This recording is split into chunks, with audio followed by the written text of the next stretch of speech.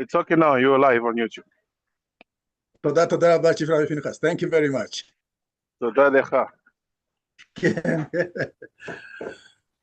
Well, shalom, shalom, חברים, friends across the globe.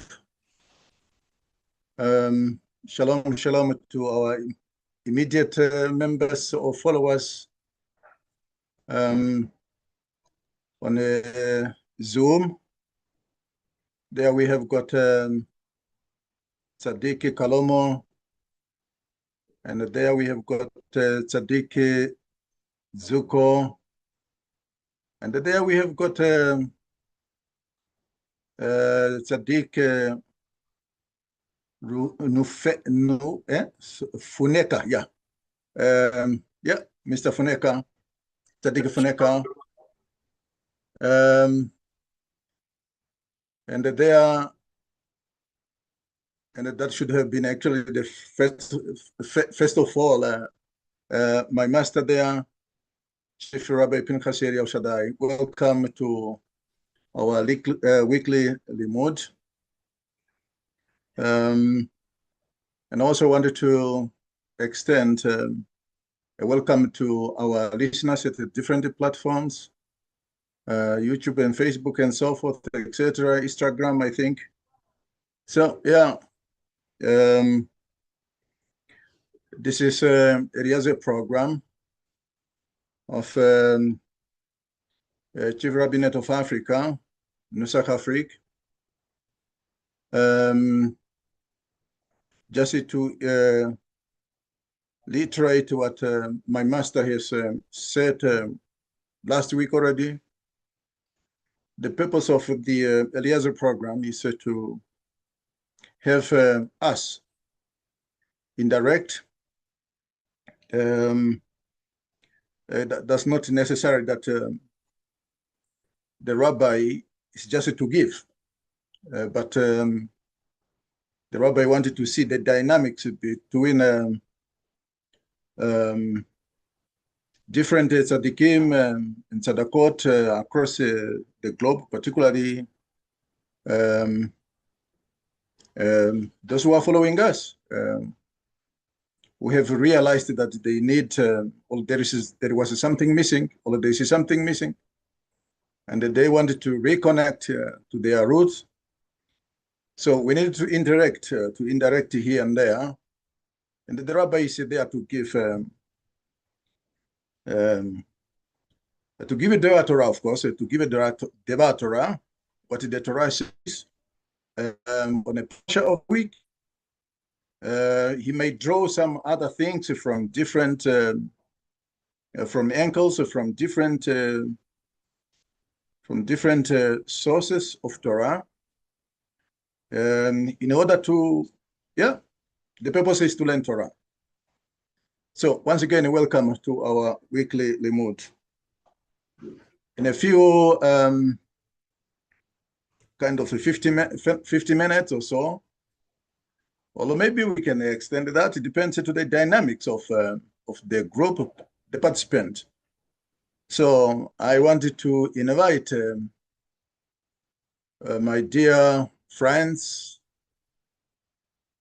if there is any question of anything,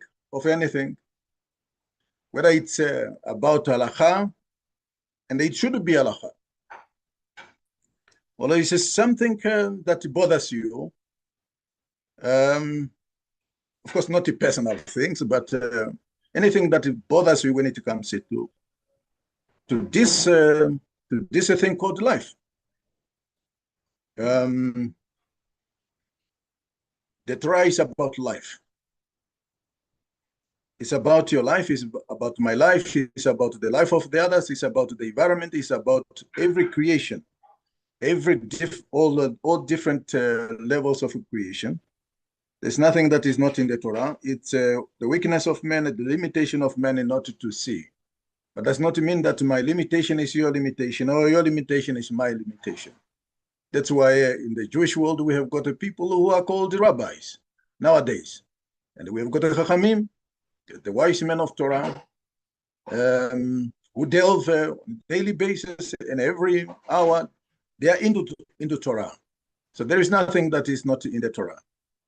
So yes, once again, is there anything, any question, any contribution about your observation about the world before we get into to my introduction of what we are going to learn today? Yes, good afternoon, good evening, Chief Rabbi. Shalom, shalom, Tzaddik.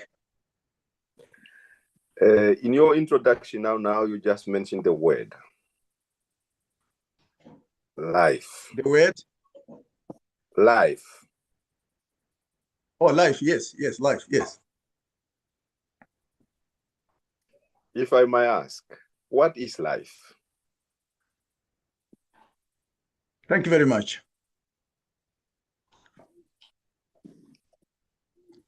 Any other question or any contribution or any answer to that question?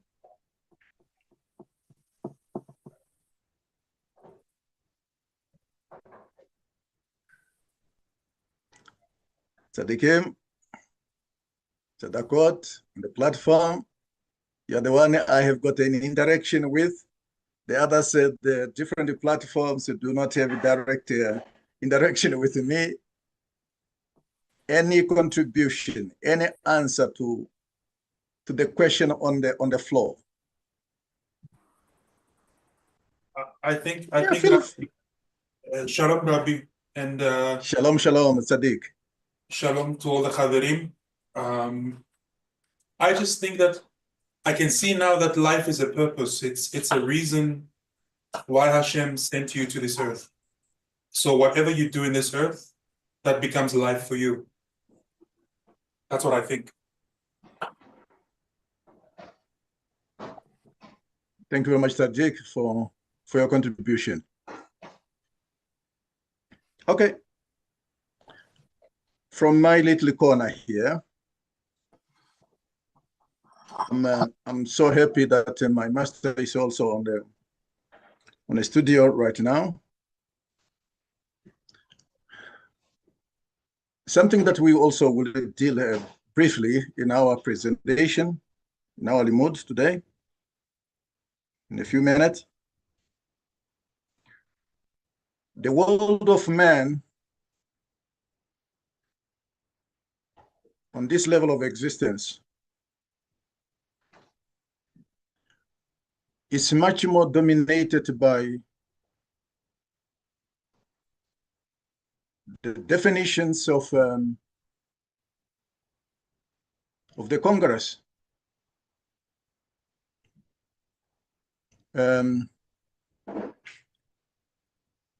Some nations conquer others, and they impose their own cultural values to others. So in other words, they fashioned our mind, or they fashioned the mind of the conquered to look into certain direction, but not in the other. Either they call it life, that is the life, or they call it otherwise. With the time, what was imposed for decades or centuries, it becomes the norms of the conquered. It becomes, or it becomes the way of living, because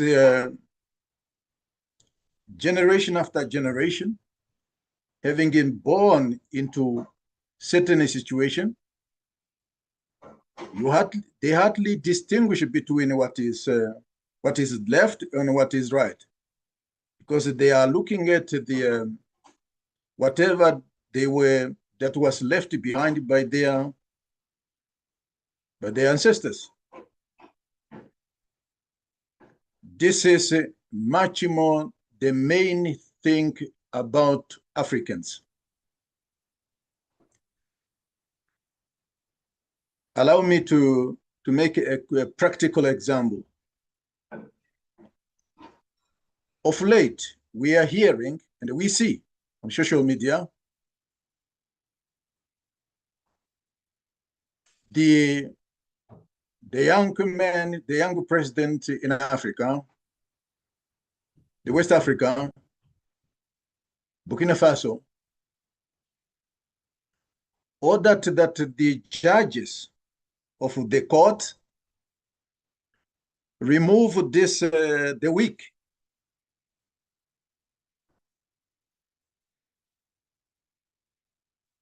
And according to the report is that no, this kind of things is not African. Has replaced our African heritage and the inheritances.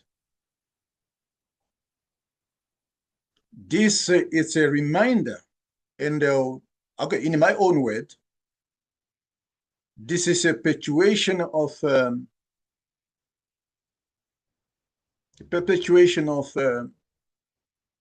foreign cultures, foreign norms that were imposed. So you could see that the generations of judges or those legal personalities did not see anything wrong with that norm, with the practice, with that weak thing. They don't see anything wrong. Even if they do see it wrong, some of them are afraid to confront the whole thing. They accept it as a norm. They accept it as normal thing. It's a tradition. Yes, it may be the tradition of other people, but does not mean it should be imposed to be the tradition of the other, of the conquered. But yes, you are conquered. That's exactly where you are confined. The Chief Rabbinate of Africa, for example, not just an example, not an example. We are very, very, very much strict on that point. Not strict in the sense of that, well, we don't apply wisdom in approaching that. No, we approach from the Torah. Systems that we see in the world of man is based truly on the script of the few, the rulers. Now going back to the Mishnah. The Mishnah in Pirkei Avos, it tells us that this level of existence is a corridor.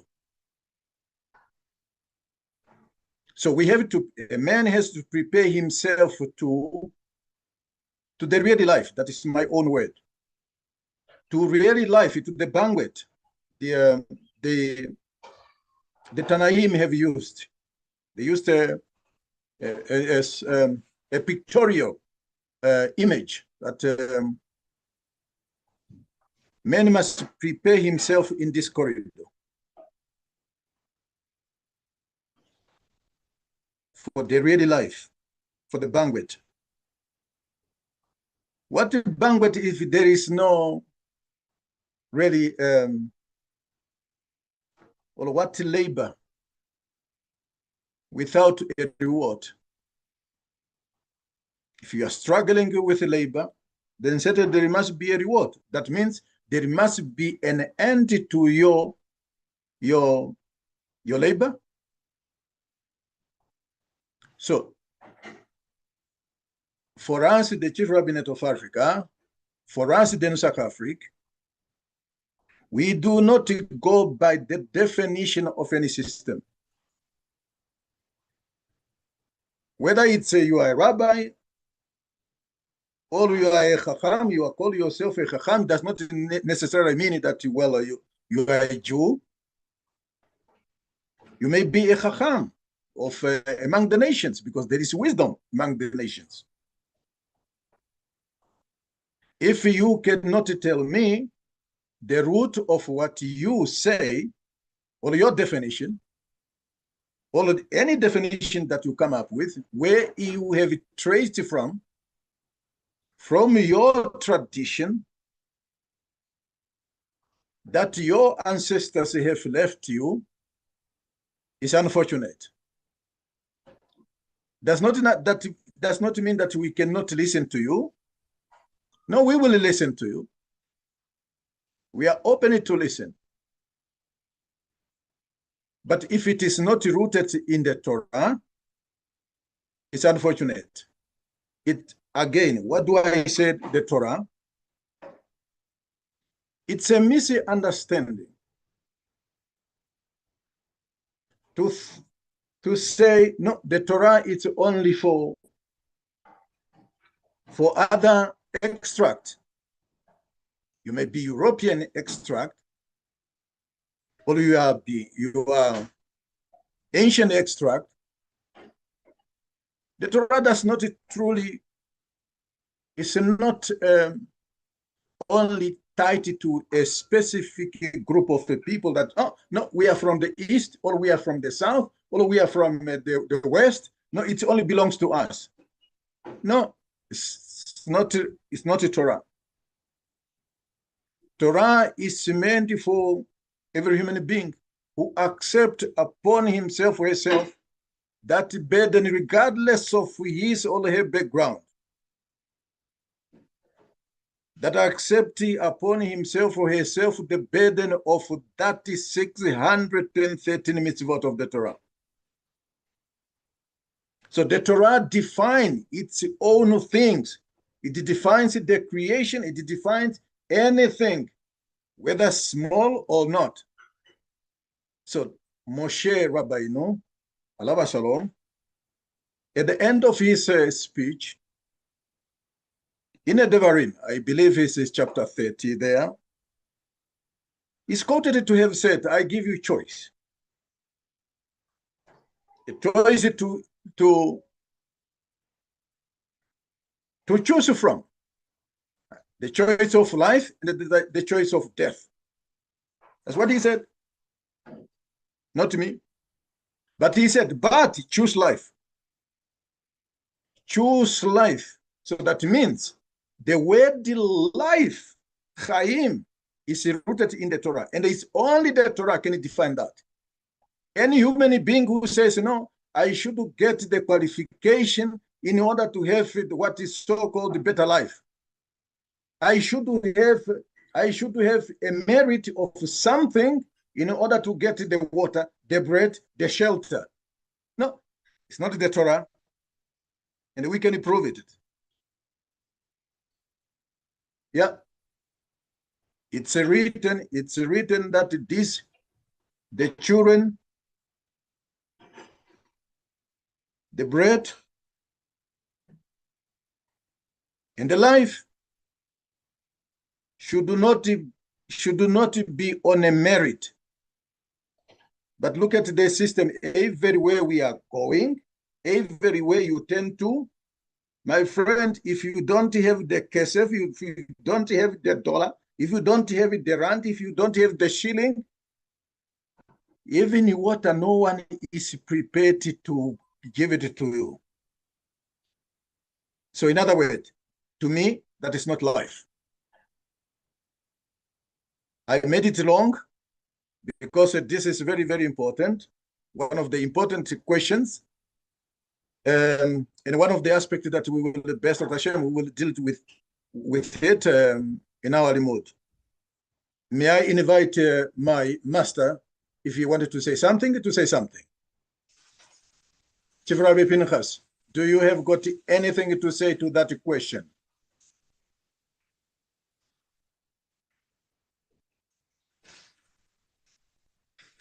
Okay. I believe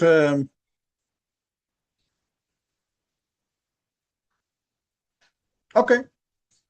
Did I answer your question, Tzaddik Kalomo? Yes, Chief Rabbi, you did very interestingly so, because I think, as you're saying, the people or other cultures made us to follow and scare us into paying more attention to other things than what we should be paying attention to. We are now sort of made to be scared of death. So we are concentrating on the scary part, death. And we lost attention to that part of life. Yes. This is how I am sort of looking at it. Because of the fear and the conditioning of our minds, every time what comes first is fear. And fear of what? Fear of death. Yes. Instead of saying, okay, death, yes, death equals life, but life is the choice. Death is there, but it's not something that we should be fearing, be fearful of or about.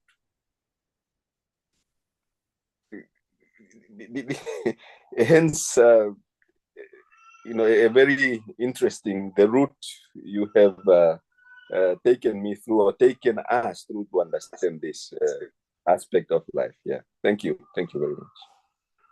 Thank you very much. I can see, I could see where you are also driving it or leading. Let's put it this way. The word Chaim has got nothing to do with the physical existence of a person. It has got nothing to do with me breathing. That is not really life. It's not about death there and the life here. No, it has got nothing to do with that. Because if we, death is a separation of two entities.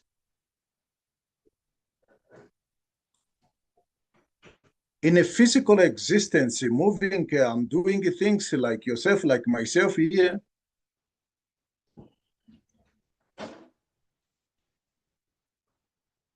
it does not stop when I am no longer in this overall, this goof. Why am I saying that? Is it because for this goof to be active, it's because it's being activated. In its natural state is passive. Why? Because it says the soul has got the same membranes that the physical, that made up a physical structure called a goof, the body. Therefore, the activity of the soul continues even after the separation has been made. Like, for example, giving a practical example again, something that we see every day. My taking off my clothes does not end my actions without the clothing. This is what Chaim Vital, one of our grandmasters, the student of Ari Kadosh, said, When it comes to the word Adam, it's a spirituality. And that spirituality was given a cloth. The cloth to put on. But this cloth is what is called the body. So you could see there, the Chazal, the sages of Torah are saying, life is not limited, and is not limited by a thing called the body, by a thing called death. Death is a separation that, okay, we were in the sky, we were together, I'm going in the different direction, you are going into a different direction. Goodbye.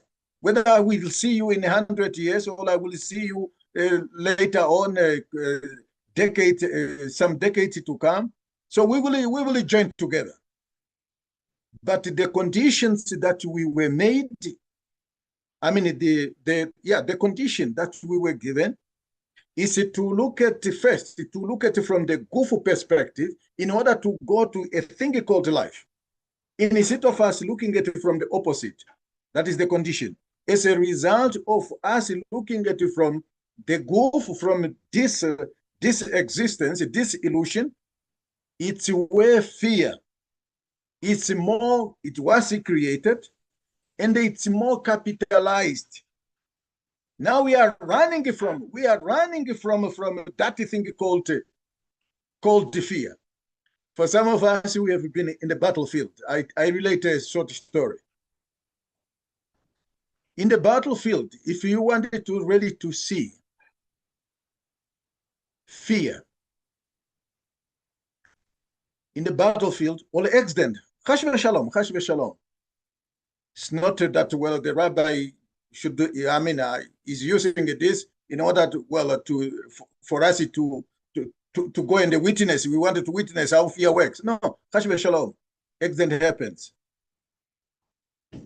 When you look at, if some of us have experienced accidents, I did a number of times. The first one, for example, in Namibia, it was 1990. I was coming from Caprivi region, and we were only two, and I was the driver. And the car overturned. My goodness, my passenger, a young man as he was, but not really a young man, and how he jumped out of that car, running amok into the bush, running. And I came out, and I was bleeding, and I took off my shirt, and I tore it apart, and I was trying to because of losing of blood, I was afraid to lose much of blood. I was trying to tie myself, and I couldn't very, very tightly, as I supposed to. And I was calling him. The guy was just running. To the point that he was now looking at me under the bush. And I was calling him, please come and help me out. No, the guy did not come. And I managed to tie myself. Fear. In the battlefield, once the other side give a shot, you see everyone. This one is saying, no, oh, we don't kill. And the other one is said, no, we commander. Everyone has got reasons. Fear. And look at what is the society is. The general society, regardless of the society where you are, is driven by that spell called fear. That's why the Torah probably, I can't remember, I think it's much more the Ashkenazim when it comes to Shabbat, I mean it Motzei Shabbat, it Havdalah. And I think it's more than 10 times. I just forgot now.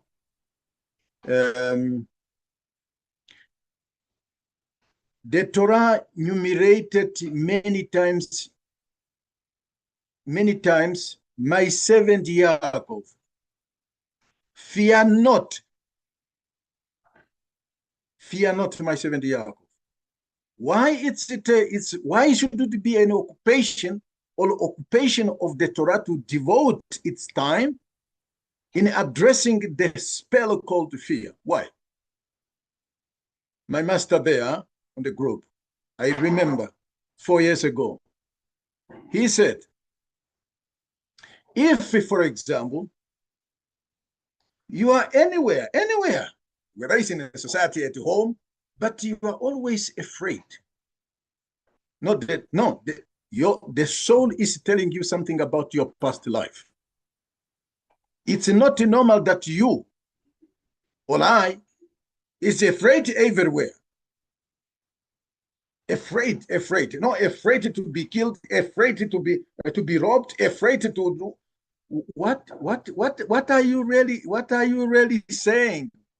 You are giving us something. For us, we have been, I mean, we have learned and we are still learning from the great of the generation. We are looking at you. Even if you are not telling you, but you are telling us who you truly are now and who you truly were before now. Welcome, Sedeket Natalia. So, any other comment, my dear good friends?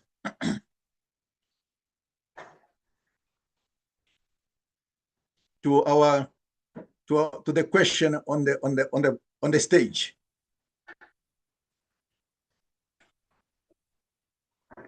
Well, that's very interesting, Rabbeinu, because I was just watching the news this afternoon and they were trying to report that for no reason, Israel is attacking the people in Jenin. But when you look into it, you can see what's going on. And where I'm getting to with this is they want to make us afraid of being ourselves and going out in the street, living our lives, because they bring this accusation that we are committing the G word. You understand? So for someone who's converting to Judaism, you look at this situation and think, am I going to be able to walk in the street wearing tzitzit, kippah, being happy and feeling great simcha, and then somebody around the corner is going to want to kill me? So I think it's of great comfort to know that if we've got nothing in the past to fear or to be afraid of, then we have something to look forward to. We should become more proud of being in Hashem's world and being his servants and being Jewish, regardless of what's happening in the world. That's what I'm thinking right now.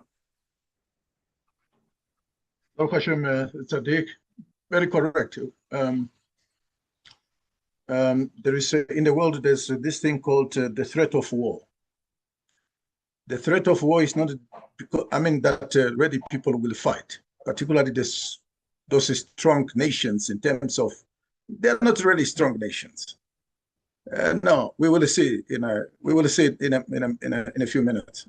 They are not strong nations already, but it does not also mean that Hakadosh Baruch Hu, the hand of Hakadosh Baruch Hu is not on them.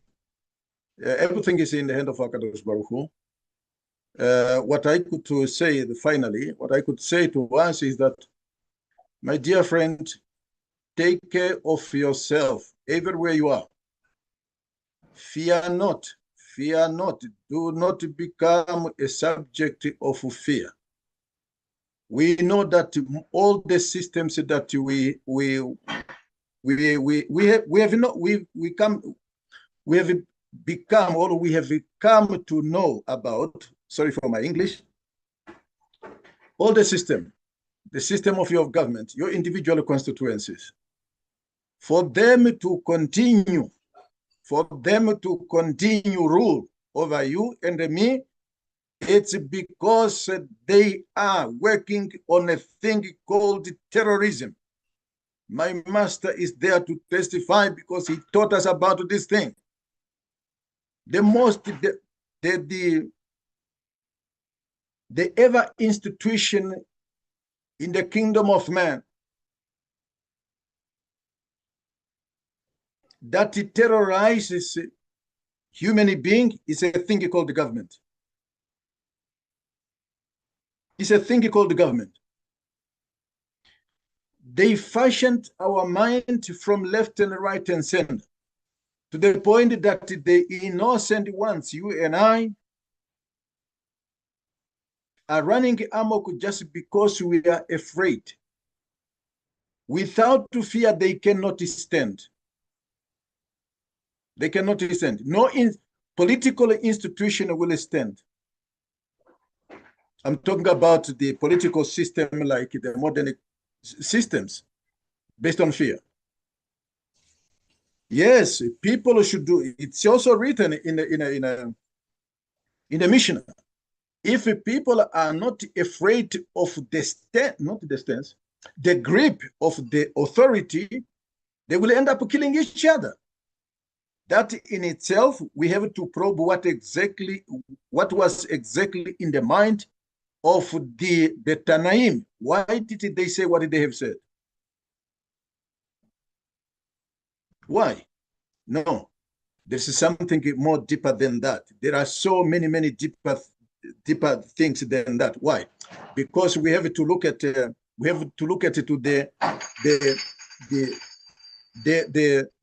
what is this called in English again? Atadat tov havera. I mean not havera, but hara.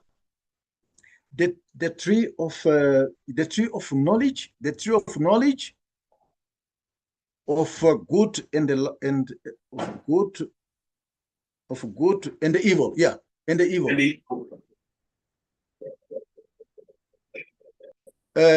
Chaim Vital, Rabbi Chaim Vital, he says in Ishara Kedusha, says both sides, the side of Tov and the side of Ra, there are some souls that are coming from there, and there are some souls that are rooted from here, from the side of Tov. Now we are living in the world of mixture. But I have learned it from my master. My master a couple of years ago, he said it to us. Ra, which is translated as evil, is good when it is on its own. And by itself is good. But the moment is a mixture, or there's something to it that is no longer good. The same, Kalva Chomer, when you come to the side of good by itself, but if it is mixed with something foreign, then that good is also not good.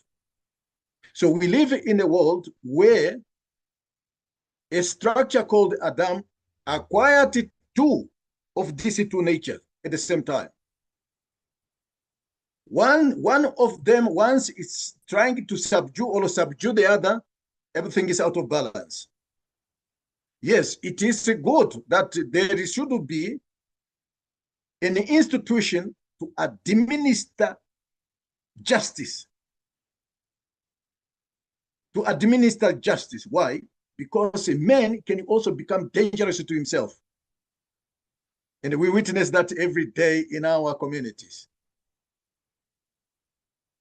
You follow a path, or some people follow the path without truly knowing that they are going into destruction. Okay, maybe I should end here and not end our limud, but yeah, that's a long explanation. Any other question before, or a contribution before we get to our limud?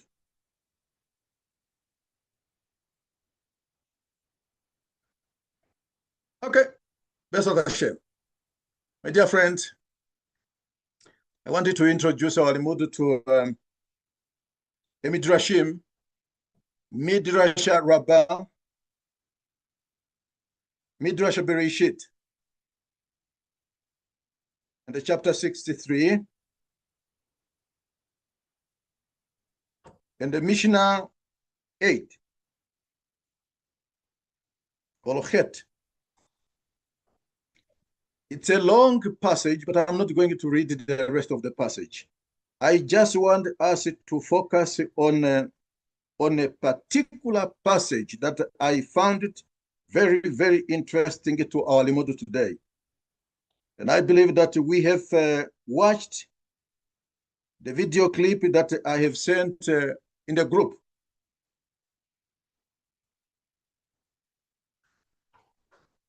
Yeah, Midrash Rabbah.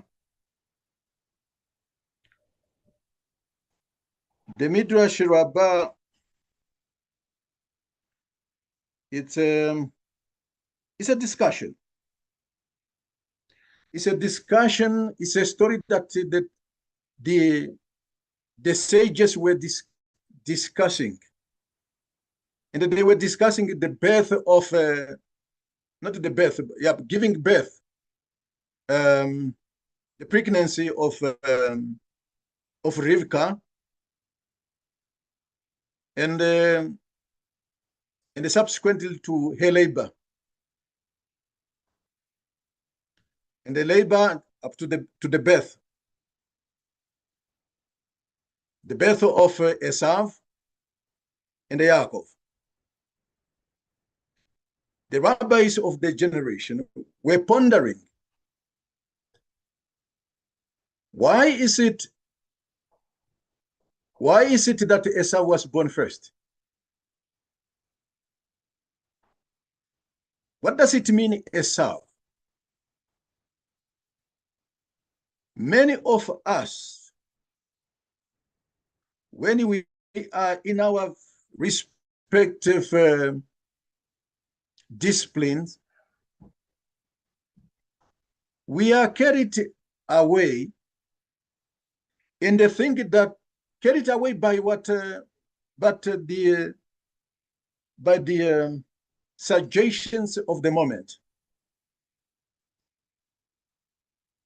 to the point that we are unable to see that the Torah it speaks to us through allegory and a metaphor. That's why they would dismiss you when you, for example, with due respect to our individual backgrounds, make it an experiment. Go into your community or at work. Just try in your boardroom there, and just try and said, let me tell you what the Torah says. Okay, they may not know the word Torah. They may know the word Bible. I can guarantee you that many of them, they will dismiss you and said, this is not a religious thing. It's not a religious thing. Please, it should have its own place at its own time. Here we are discussing about government policies. You will meet this.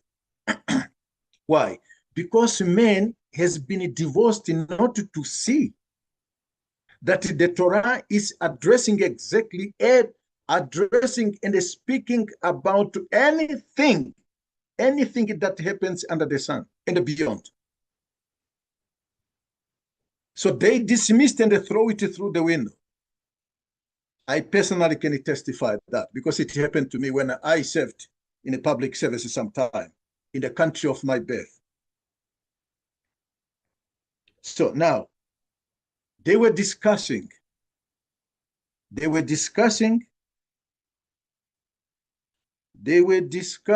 about the birth of Esau. We know Rivka is the one who was destined to give birth to the 12 tribes. It's written. But because of challenges, no, she was deprived not to bring this 12 some way to describe it, it says cohort. These are 12 tribes into the world. Now, she was privileged now to give only to 2 sons. Esau. And this is what I found very quite interesting. At the end of that Mishnah, it says, Vaikarahu, and they called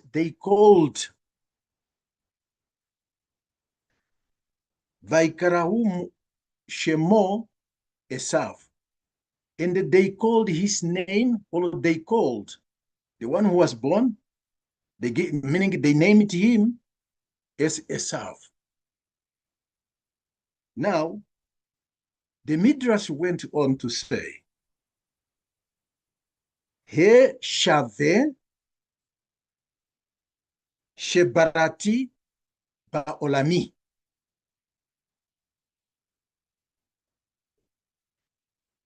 What does that mean? That is the most passage that caught my eyes when I look at this.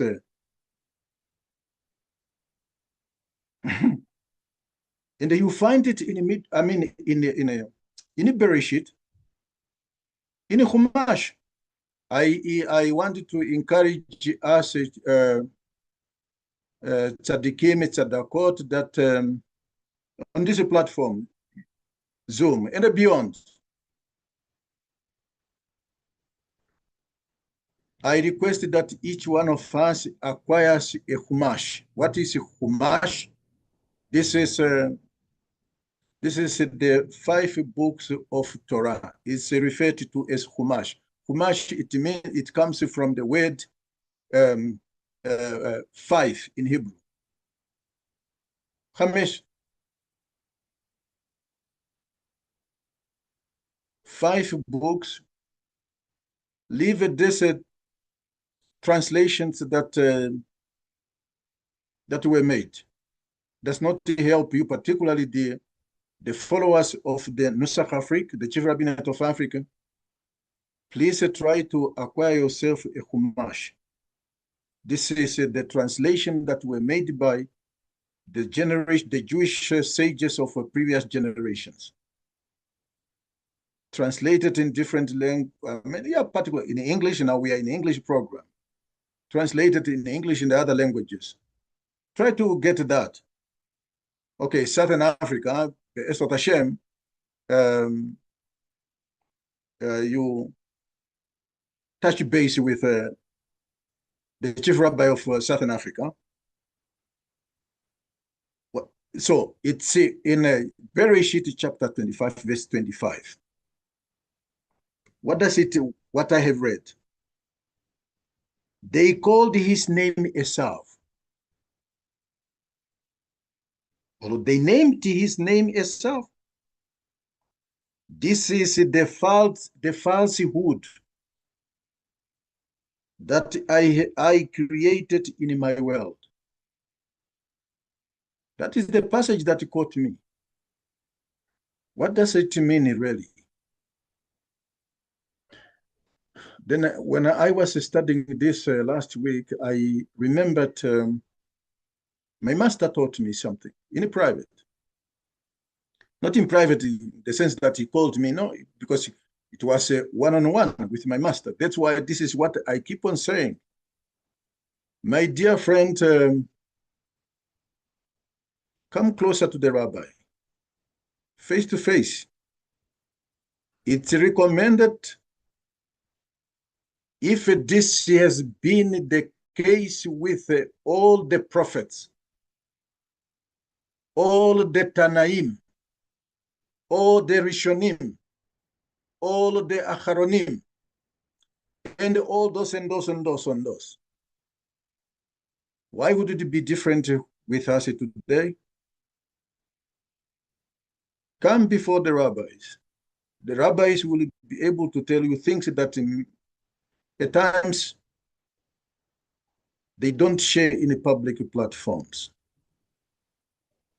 Yeah. So then I remembered my master's statement to me the other time. It was during Purim. I know before Purim, a couple of years ago. And for those who have experienced Purim, Purim, it's when some forces wanted to destroy the exiles, meaning the southern kingdom that was carried into Babel. And there was a distraction, extermination order.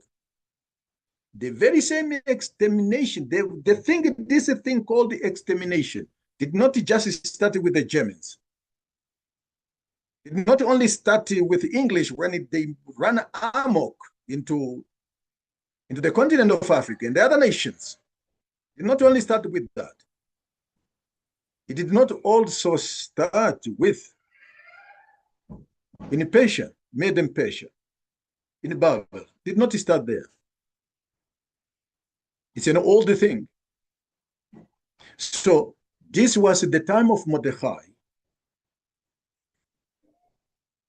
Esther, and Daniel. But there was one man out from who is not from this group, these exiles, a man called Haman. Haman had his own ambitions, and they wanted to prove that he can do the job, that he's could be a very good prime minister, like most of us. We ran amok when once, now apparently they gave us a government, which is not true the case. Look at how we treat each other. We butcher each other. If you are not targeting one tribe, you are targeting one guy there.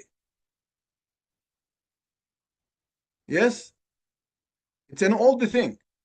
So this Haman went to the point of becoming a second in charge of the government of the time. And he made sure that, well, the law has to be made against these people who call themselves Jews. Exterminate them. Exterminate them. It is even a shame for my fellow Jews, regardless of our different extract, to stand on that side of apartheid and say, no, it was good. A man of Torah, man called himself a Jew. He said, oh, no, the apartheid is good. You don't know what it has done. I know that you know what it has done. So, this Haman, the story in Esther, the story ended that, well, this is the man who was put on a gallot that he prepared for Mordechai. He wanted that guy. He wanted that very, very guy. That, no, he's the one who is causing me problem. The rest of them is just a fly, so I can destroy them any moment. But this very one is the one I want. No, the plot and the ploy was discovered. The plot was discovered, and the man ended up himself being hanged on the very same thing that he prepared for another man. Now, coming back to what my master has taught me. During Purim, what do we do? The first night, you know, in our Beit Knesset, you find us, some have got this, some have got this thing making noise. When Haman, the name Haman is being mentioned, we bang on the benches. When Haman is mentioned, bang, boo, boo, boo. And when the other one is making noise like yeah, yes. And my master said, Who told you to do that? Where is it written that you have to do that? Haman is an incarnation of that certain spirituality somewhere there, an energy, any force that's incarnated here, and they incarnated as Haman. Do you think that it's not also in the hand of Akadosh Baruch Hu? Certainly yes. So then who gave you the authority to, in my own word, to discredit that thing to the point of calling it what is not called? In the Tanakh, who gave you the authority? So now I'm driving this to this midrashim, to this midrash. The midrash says, this is the force, going back. It says, this is the falsehood that I have created in my world. So that means, my dear good friend, you and I are in the middle of falsehood. Whether we want it to accept or not, we are in the middle of falsehood. And it's so hard, and it's even impossible for you to discover the difference there is, or there would be, between what is false and what is truth. Look at how we are made amok today. They gave us religions, for example. Can you imagine how we are going in amok? We are now even the champion in the religions that they gave us more than those who gave it to us. Every street, everywhere, in your country, just there is no control. Everyone is either a pastor or an apostle or whatever name they call themselves, the prophet. And every street, no matter how long it is, you find a bunch of, apparently it's a church. And the names, where are we drawing, or where is all this coming from? Now, let's go to the Torah. We are living in the midst of falsehood. And this falsehood, my friend, if you were born into it, if I was born into it, it's difficult to get out of there. My master said a couple of years ago, he said, Rabbi Elnatan, do not kill the idea of you becoming a rabbi, because there are souls that are trapped in that falsehood, and they can only be extracted when you become a rabbi. It is true. You may not want to convert. Well and good, fine. It's a soul solution. The solution of the heart. But believe you me not, this very, very Torah that you learn, it will help you out to extract somebody trapped in this falsehood. When this midrash itself, it hints to do not only look at Esau as a son who was born a couple of thousands of years ago. Look at as a system, and that system called the falsehood is in the hands of Akadosh Baruch Hu. Now the question is, what does God want? One of my rabbi, some people called him Kennedy, but for me, I do not want to go by that name. It's Chaim.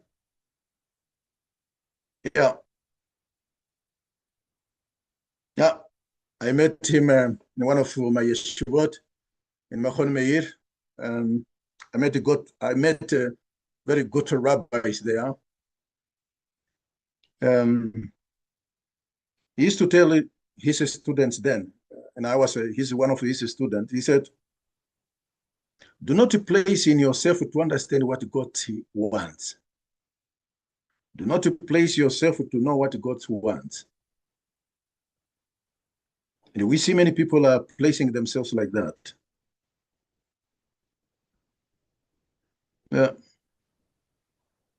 Okay, enough of that. Pasha Noah. We go back a little bit to some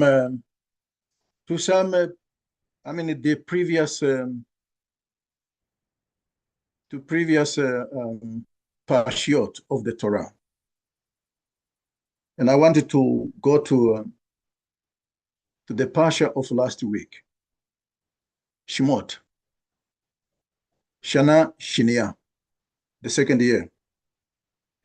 Just as I have said, when it comes to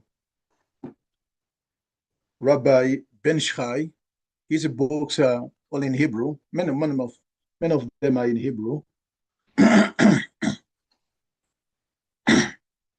Excuse me. When it comes to second year, his books are, particularly this one, so on halachot, on a daily basis halacha. It's divided into halachot according to the year. The second year is much more on Shabbat, the halachot on Shabbat. What you and I are required to do on Shabbat. So I'm going back there just to make a few references to add to, for us, you and I, to understand, to know where we are rooted from. This level of existence, other people call it life, but certainly not a Jew, not a Bantu Israelite like you are. You may not know it, but the fact here that you are here and you are listening to it is because, well, there is something in your heart. It says, Vayomer Peru. This is, maybe I should go ahead. Hem Rabim Ata, Amaretz, Ve'ashabatem Otam, Misiklitam, Miskilotam. This is he took a passage from Shemot chapter 5, verse 5.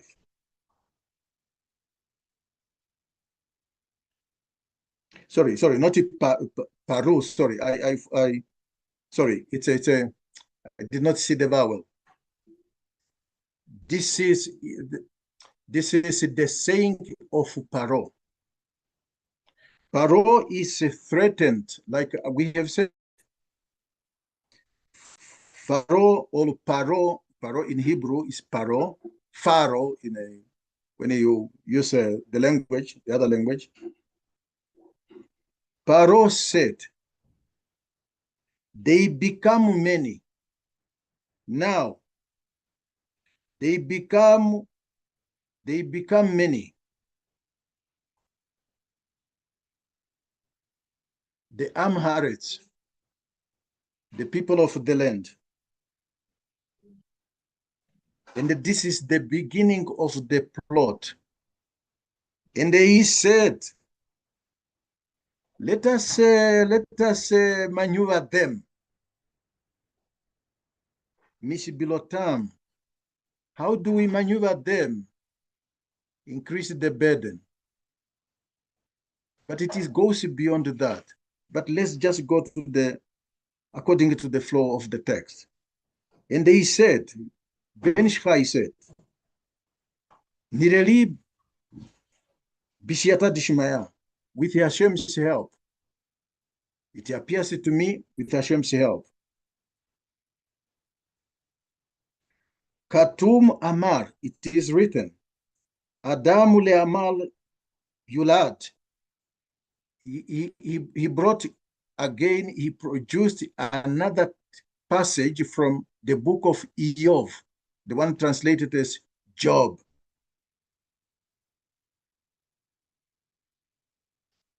chapter 5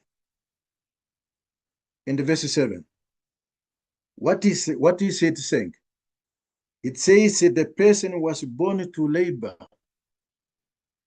What does that mean? The person was born to labor. But yesh haperes bein Israel uvein amo haolam. Ki Israel noladu la amala shel haTorah. Basically, what Ben Ishai is drawing us a picture, the difference between the purpose between Bnei Israel and the nation of the world. And he went on to say, Ki Israel noladu la'alam al haTorah. Israel, the main purpose of Israel coming in the world is to busy himself with the Torah, to labor in the Torah. Is what it says.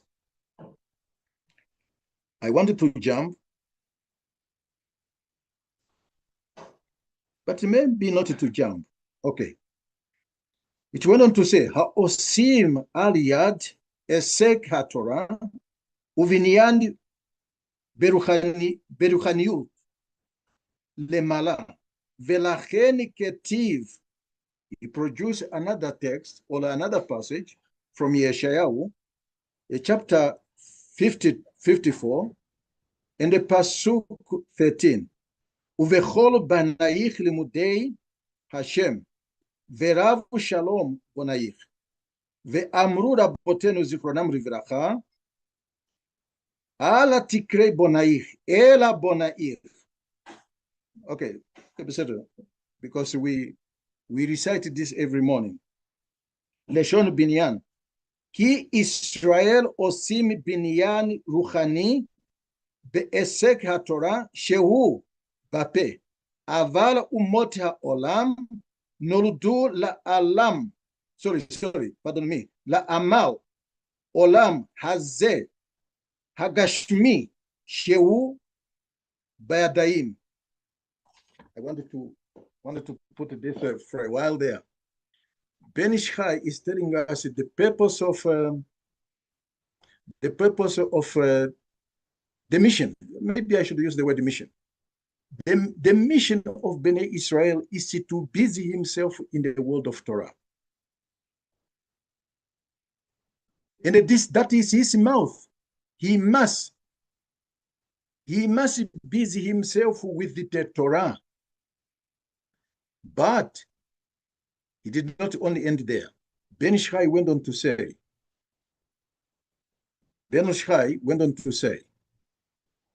the purpose of the existence of Umot Olam, the nations of the world, is to work Gashmi. Gashmi, in other words, for the Gashmi, for the physical, not the physical world, but okay, maybe I put Ruchani is the spirituality. The main thing is the spirituality behind the Israel's mission, Bnei Israel. But what the people call the physical, which is Gashmi in Hebrew language, that was given to the nations of the world. Ben Ishai went on even to say, the hand when Yaakov was blessing Yaakov, Yitzchak, when Yitzchak was blessing Yaakov, what did he say?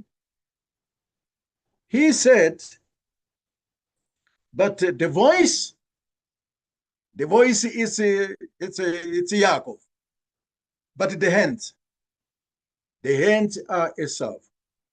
No, what is hinting? The secret behind that is Esau is the hand. And he was given the power to subdue this level of existence. That's why what I have learned from my master is do not compete with Esau. Do not drop the Torah and join Esau. No. This is the reason why it was said in the Torah, if Yaakov divorced himself from that Torah, the Torah that he was given, then he will invite, this is my own word, he will invite the opposite. So my master, okay, before my master, so the Torah tells us, my dear good friends, that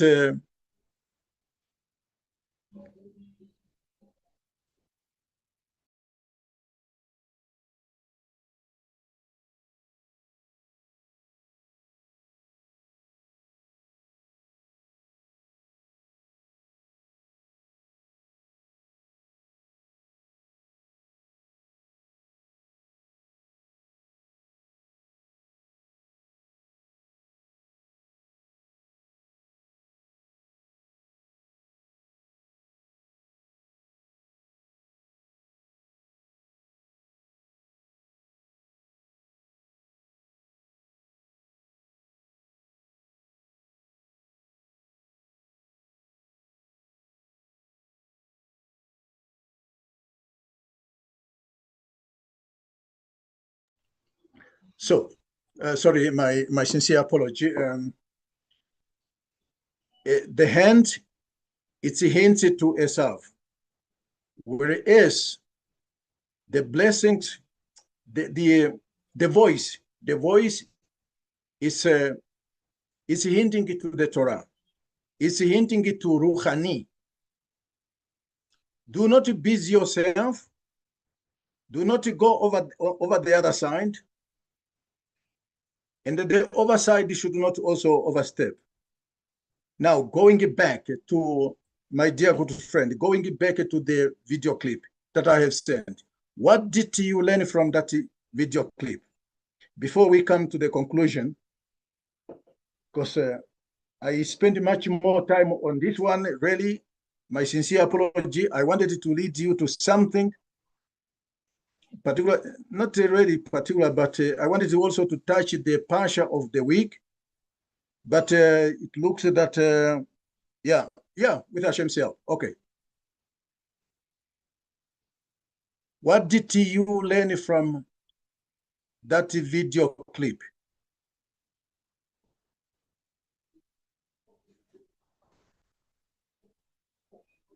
Any reaction to that video clip? Before I give the reason as to why I send it. Well, Rabbeinu, the guy talking there, the billionaire that's talking there, he says that the more money you make, the poorer you become. And he suggests a different investment option. So meaning that if you work to accumulate money, you're not going to be rich at the end, you're still going to be poor unless you do something with it. Thank you very much. That's also one aspect that the guy mentioned. Any other reaction?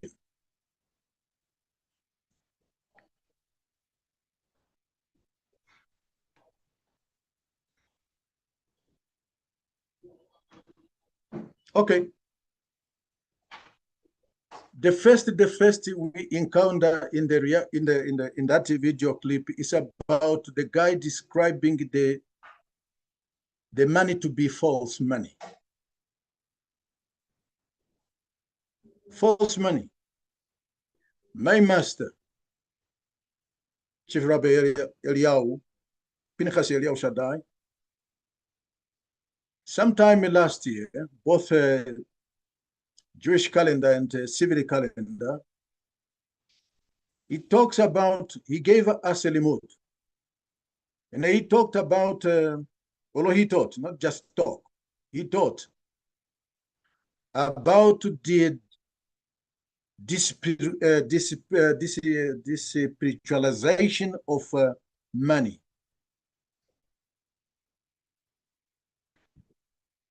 What people have given nations, systems, what they have given it to us,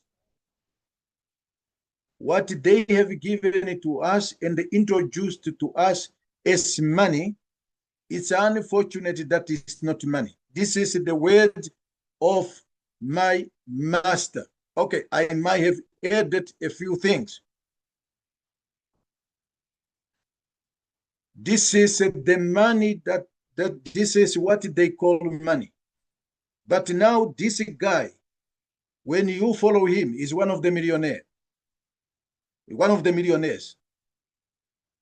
Now he himself, a millionaire, is now confessing it to us that whether you call it a dollar, or whether you call it a yen, or whether you call it whatever currency, my dear friend, it's a fake money.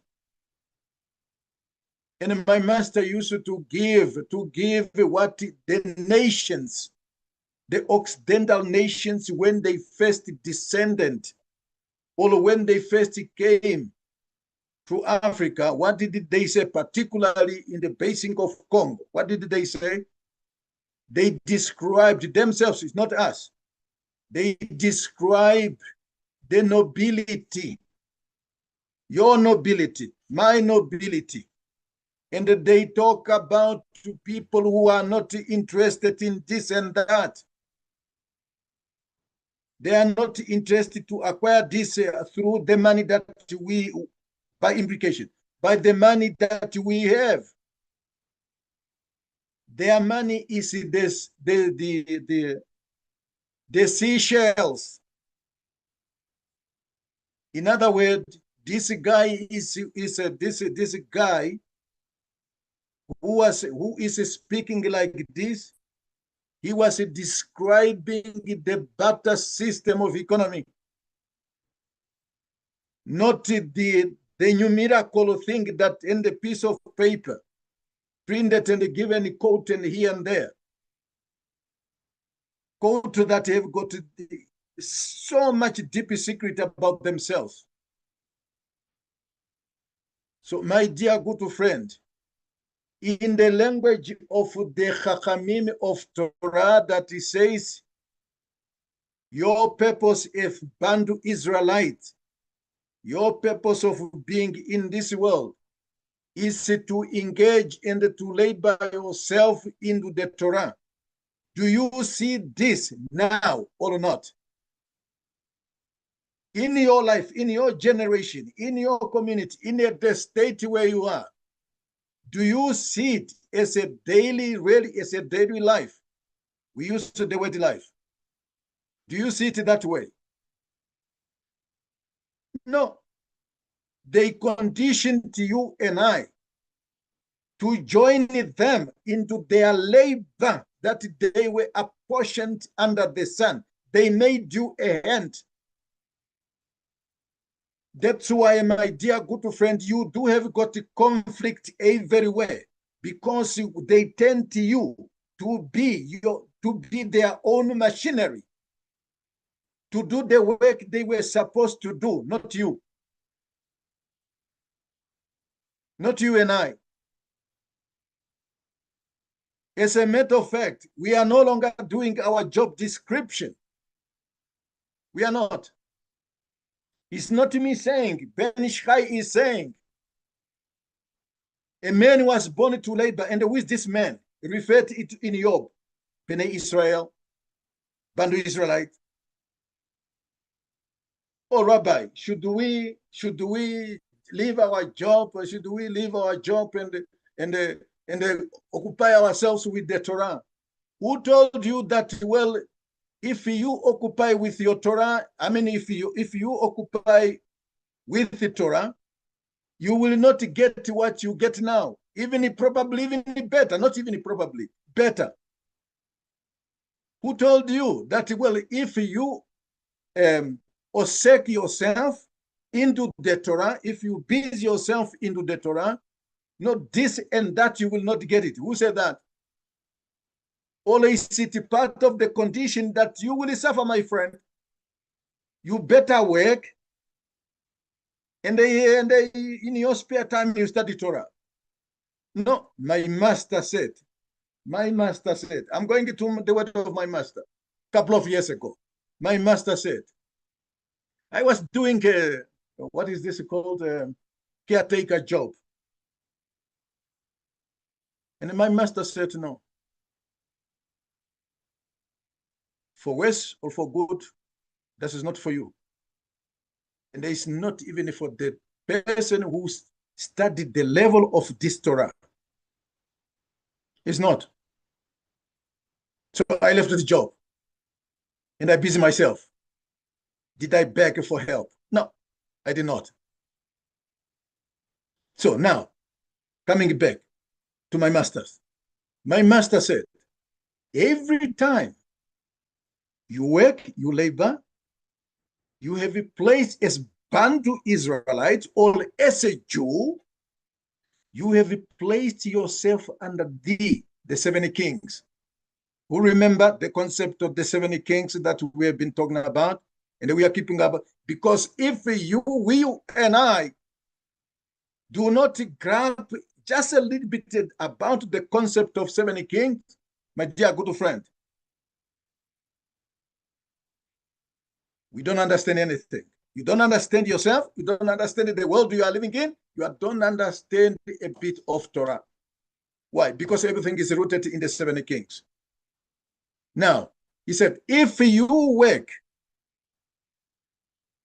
you are placing yourself under the yoke of these 70 kings. Who are these 70 kings? And where are they rooted from? Yes. In the Torah of Bet, they are rooted into Esau. Yes, it's not me saying, it's written in the Torah, chapter 36 of the Torah, Bereshit chapter 36. And if I'm not mistaken, it's somewhere there in verse 32. Yes? You place under yourself, under those, but Esau is not the really source. Yes, that it is what the Torah says, but they are not truly rooted in Esau.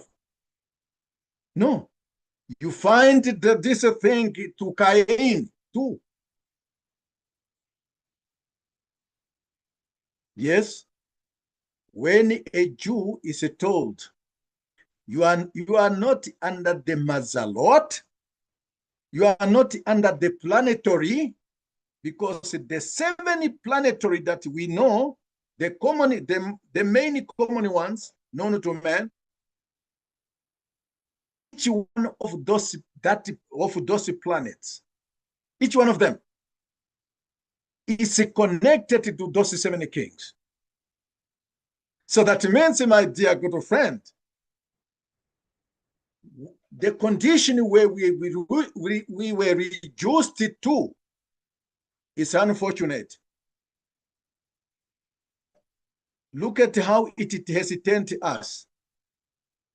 For us to see that, well, this government, all that government, this business, all of my personal welfare, all of my personal finance, I should be able, or I see, I evaluate, I put things into the scale through the eyes of those who are behind the system, either the system of education or a political office or a political system.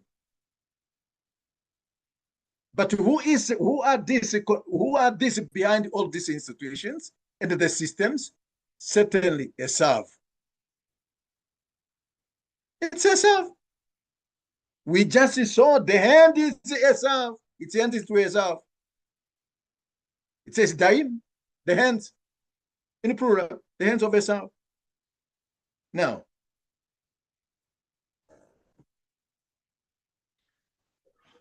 going to the end of, when we chase after money all the time, my master said in public, I said, I just repeat what he said in public. We, the chief rabbinate of Africa, have got a problem. It's not a problem in the sense of the word. You don't just come to us and say, no, guys, no, I can sponsor you to do this and this. Oh, you, okay. We check you. We check you. Because what you call money is not what we call money. We are two different and separate worlds. What you call money, to us is not money. I must say publicly acknowledge that one of our followers, one of our students, donated a computer PC to the chief rabbi of Southern Africa. May Hashem reward you and reward you 1,000 times.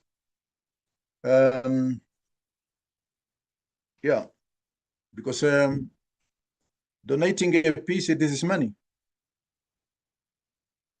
This is money. In a financial term, it's money. But if we knew that no, this is the money that was acquired in one way or the other, sorry, no matter how desperate we could be that we need a PC, we would have used a very nice word to say, to dissuade the donation. But Baruch Hashem, may Hashem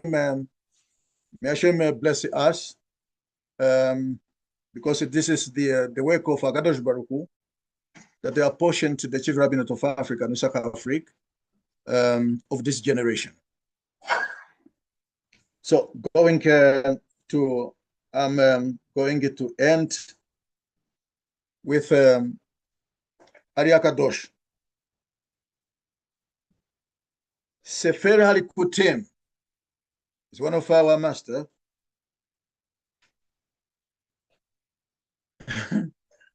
Okay, never mind. I'm going to use a few passages in this book in order to understand our position, your position as Bantu Israelites. There is a halakha that you should not walk before your master or before the rabbi. Meaning you should not walk in front of the rabbi, and you should not also walk on the right side of the rabbi unless he says so.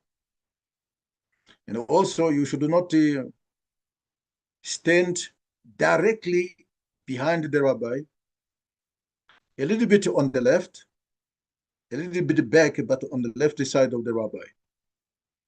Why am I bringing this halakha? I'm bringing this halakha because my master there gave us who truly we are. Yes, we are using Bantu Israelites, but who are we? No, he mentioned as to who we are. Okay, with the time, we will get to use this language. Congo, Katopia,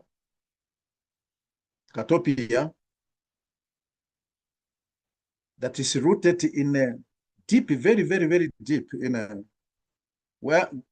When I'm saying deep, you have to use code ready to see it. You might find some rabbis there. Oh, okay, no, I don't know that. It's not their fault. It's just that they were not introduced to that level of Torah. So we are going to use a little bit technical. It's technical. It's technically to understand as to who we are. Arya Kadosh. in the Pasha Vayechi Yaakov Be'eret Mitzrayim. And the Yaakov lived in the land of Mitzrayim. Is the Pasha before last week's Pasha. Is the last Parashat or Parashat of the book of Bereshit. The last is the last Pasha. Is it the last Pasha? Yeah, it's the last. Wait a second. What's this? Yeah, it's the last Pasha. Yes, it's the last Pasha of the book of Bereshit. Now, he said, Besrat Hashem, Kisharaz Dishmaya, he said, da, he, and no. He, Gimer. Gimer is it's not really Gimer like a letter. It's not a letter. He's not trying to tell us about the letter. He's trying to tell us about the three, because a Gimer is number three in a numerically. It's a three. He said, Ki Gimel Bechinat Yesh Leakov. Know that there are three aspects to the name Yaakov. We talk about Yaakov, but there are three aspects. Okay, we go. Be'echat. No, not Be'echat. He said, Ha'echat nikara Yaakov. Cheser vav. Ve'habet Yaakov melo bevav. Besot zichroti et briti Yaakov. Vaishalosh nikara beshem Israel. Now he's trying to explain. The first aspect of the three aspects, the first aspect is called Yaakov without a vav. Yaakov is spelled, should be spelled with 5 letters. But the first aspect is called Yaakov. It does not have, it misses one letter, and that letter is vav. Now, the second aspect, it comes, he said, the second is when the name Yaakov has got that letter, called letter vav. The third aspect is called Israel. Now we have to understand this, how it plays in the large scheme of everything that we did not even imagine. Bishata Jushmaya. Lomez, and this is it hints, Lomez lag. Baruch Hashem, he drove me to the Torah of my master, Rabbi Pinchas Yehoshadai. When there is no empty or a randomly word in the Torah. So it says lag, but this is it's a two, the three. But the word lag, it is also another secret behind it. Lag bechinot shebo ner, not ner, neran. It's an acronym of these two aspects. It says this hints, these three aspects hints to three aspects of the acronym called Neren. Neren, it's a Neren. Okay, Neren. Okay, so there's no pronunciation that they were, yeah, because it's an acronym. What does that stands for? Nun Resh Nun. It says Nefesh Hu Shem Yaakov. Cheser Vav. Ruach Hi Bechina Yaakov.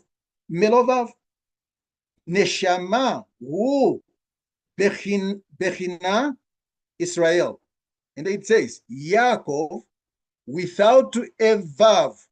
It refers to the nefesh. Remember, for a couple of weeks, we were dealing with 3 levels and the 4 levels of what is translated as nefesh. I mean, soul. And we were dwelling much more on the three levels of that thing called soul. It says Yaakov without a vav is referring it to the nefesh. Or nefesh is referring it to the name Yaakov without a vav.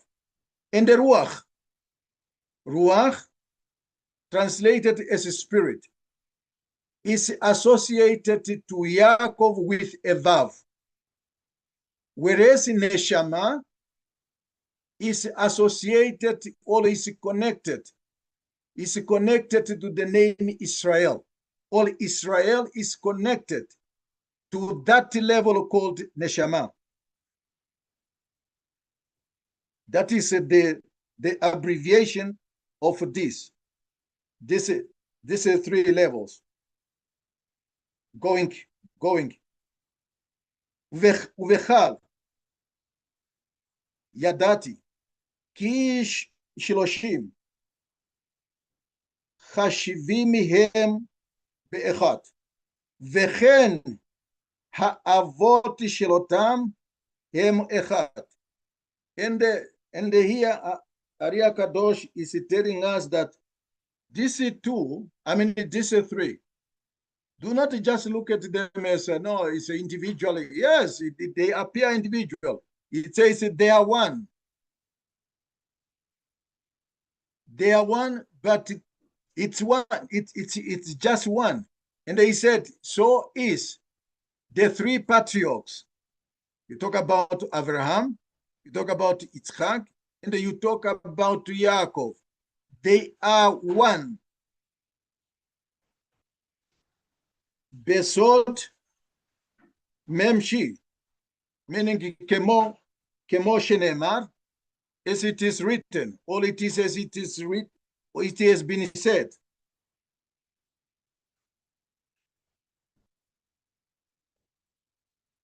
Pardon me? Sorry. By Chazal, our sages, Sheakov Nikara Abraham, Vechule. Yaakov, yes, the sages said, Yaakov, particularly in the Midrash Rabbah, Yaakov is also called Abraham. Bishatat Dishmaya, we will say, Vechen Timtza Ki Nefesh Begamatria Yaakov. Pardon me, Begamatria Avraham Yaakov. The word nefesh of this lower level of existence.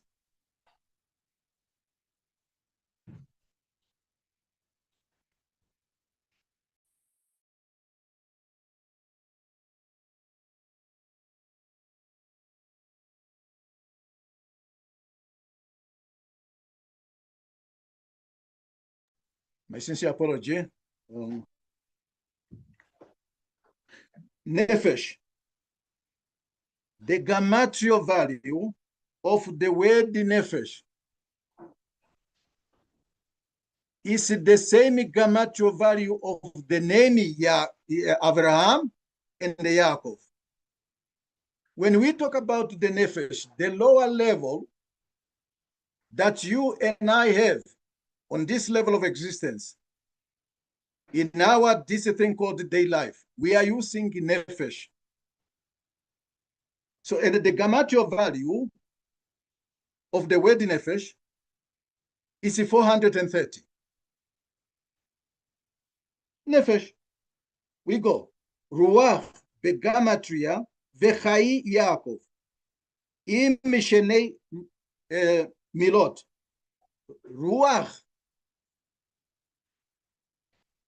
ruach,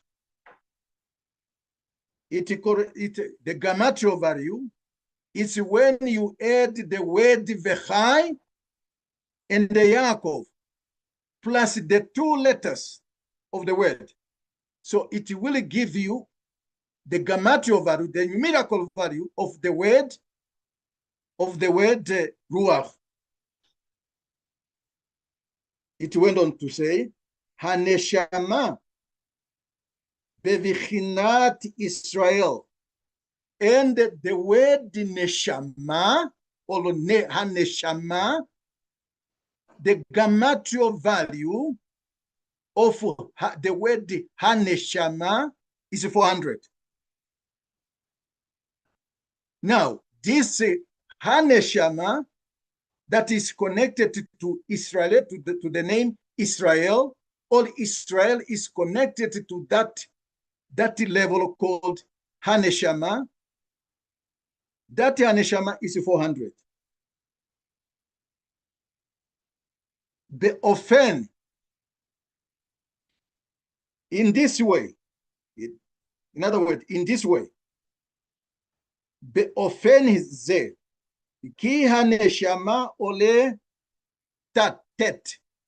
No, not taf. Sorry, not tet, but taf. The word haneshama, that the gematria value, when you turn the word haneshama, it comes to 400.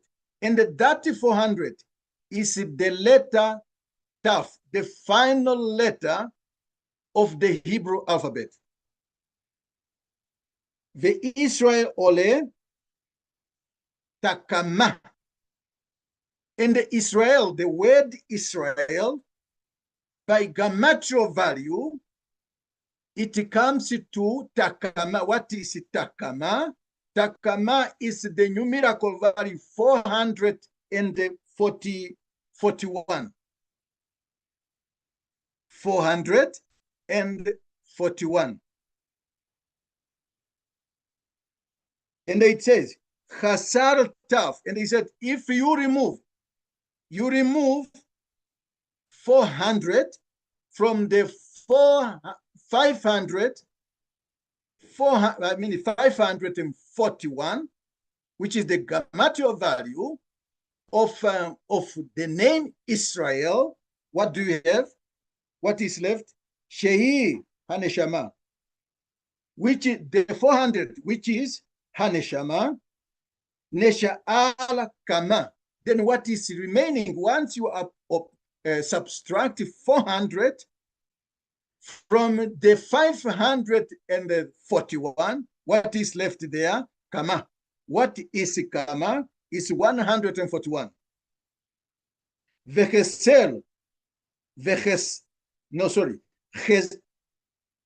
Hesel hem hama. Sorry. Hesel hama that im at hare emet.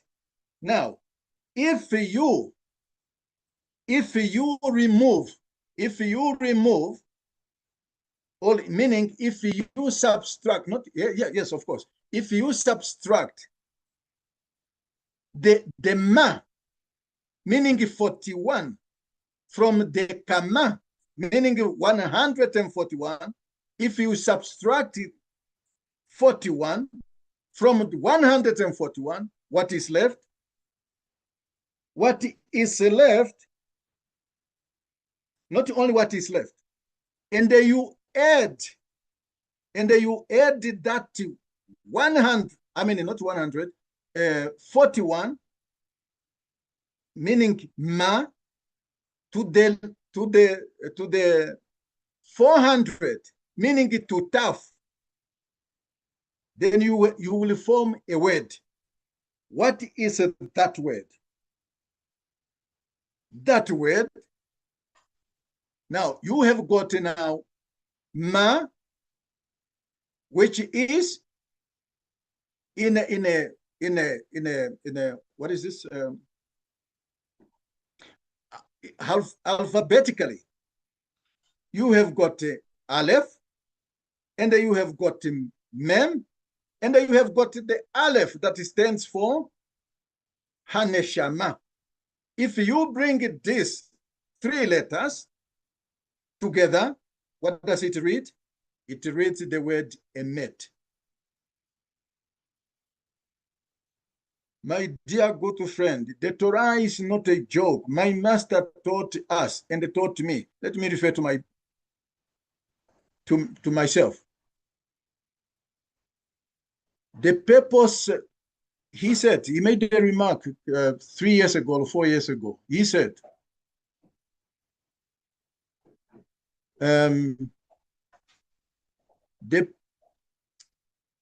going through the book and finishing the book, it's not really the purpose. It's about you studying and understand the deeper meaning hidden by the Chazal, by the sages. And that does not come so easily on a silver plate. What I'm trying to say here, I'm so glad the Tzaddik Zuko on a group, on a social, on a public group, he said, I have resigned from whatever I was studying religion. I could not agree more than what he said. Outside there, Esav made you understand and think that you understand. No, you don't. Until you come to the rabbis. Now I'm talking about the chief rabbinate of Africa. Because we are not so easy to be persuaded in the thing that, well, no, what you said, this is what the Torah says. No, sorry, yes, I hear you. But giving me the formula, the formula we are now learning about from the great who was never challenged by anybody and who could not be challenged by anybody. And many people are very shy to come even closer to teach it. Why? It's not because it's complicated. Yes, we know it's full of technicalities. No, it's because it challenged them. It challenged them to the core. Going back. It's Emet. Besod. Sof Micha. Titen Emet Le'Yaakov. If you read the book of Micah, or Micah, at the end of that book, you find exactly this pasuk that Arya Kadosh is producing it to us. What is that pasuk? Give truth to Yaakov. What is does Yaakov need to be given truth? No, Khalila. It refers to what we have now discovered in the trying to deduce the hidden message in the three aspects of the name Yaakov without the Vav, Yaakov with the Vav, Israel, by employing different formulas of the Torah that we only the rabbis can give it to you. We don't give it just like that. No, you have to, well, yeah. Now this is a platform, a public platform. Am I not giving it? Of course I'm teaching. But that's not mean that is the end of it. This does not end. This is just a tiny aspect of the Torah that the chief rabbinate of Africa is teaching. I jump. And they said, now, if you take Kama 141, if you remove, like we have removed, the 41, what is left? What is left is the letter, one single letter called Kuf. Now that Kuf is also giving us a challenge. What is that kuf? And we see kuf in the name Yaakov, whether with the letter vav or without the letter vav. We find the kuf there. What is that kuf? Now again, when we use, let me just put the book here and explain. When we remove, when we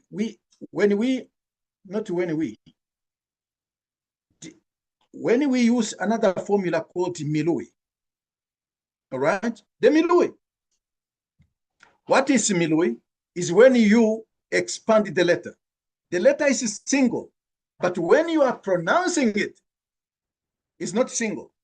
You have got a number of letters that comes along with that pronunciation. So the word, the letter is one. That remains after we have taken 41. And the gematria value of that letter is 100. Now, if you expand that letter, kuf, what does it, how many letters do you see? Then you have got 3 letters. You have got the original letter, and you have got the 2 letters more. You have got a vav, and you have got a peshofit. The letters that only comes to the end of the word, peshofit. Now, what is the gematria value of kuf? No, kuf, it stands for the gematria value is 186. Now, Arya Kadosh is also helping us. He said that very gematria value,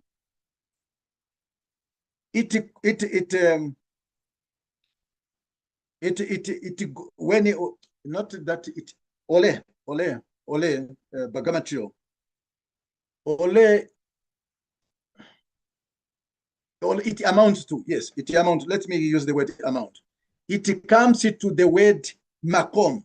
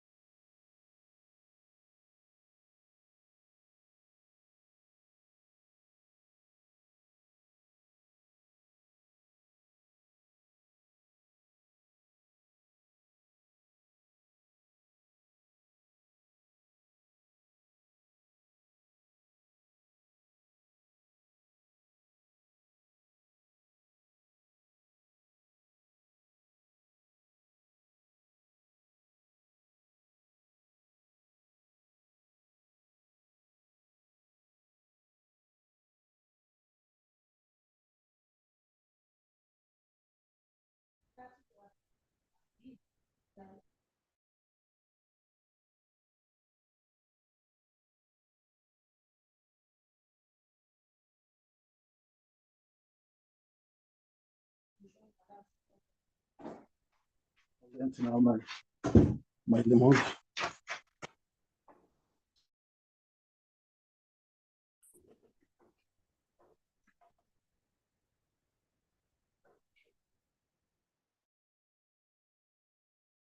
They came.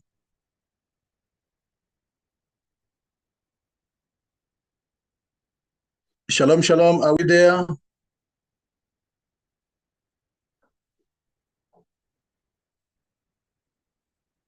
Yes, Rabbeinu, you're back.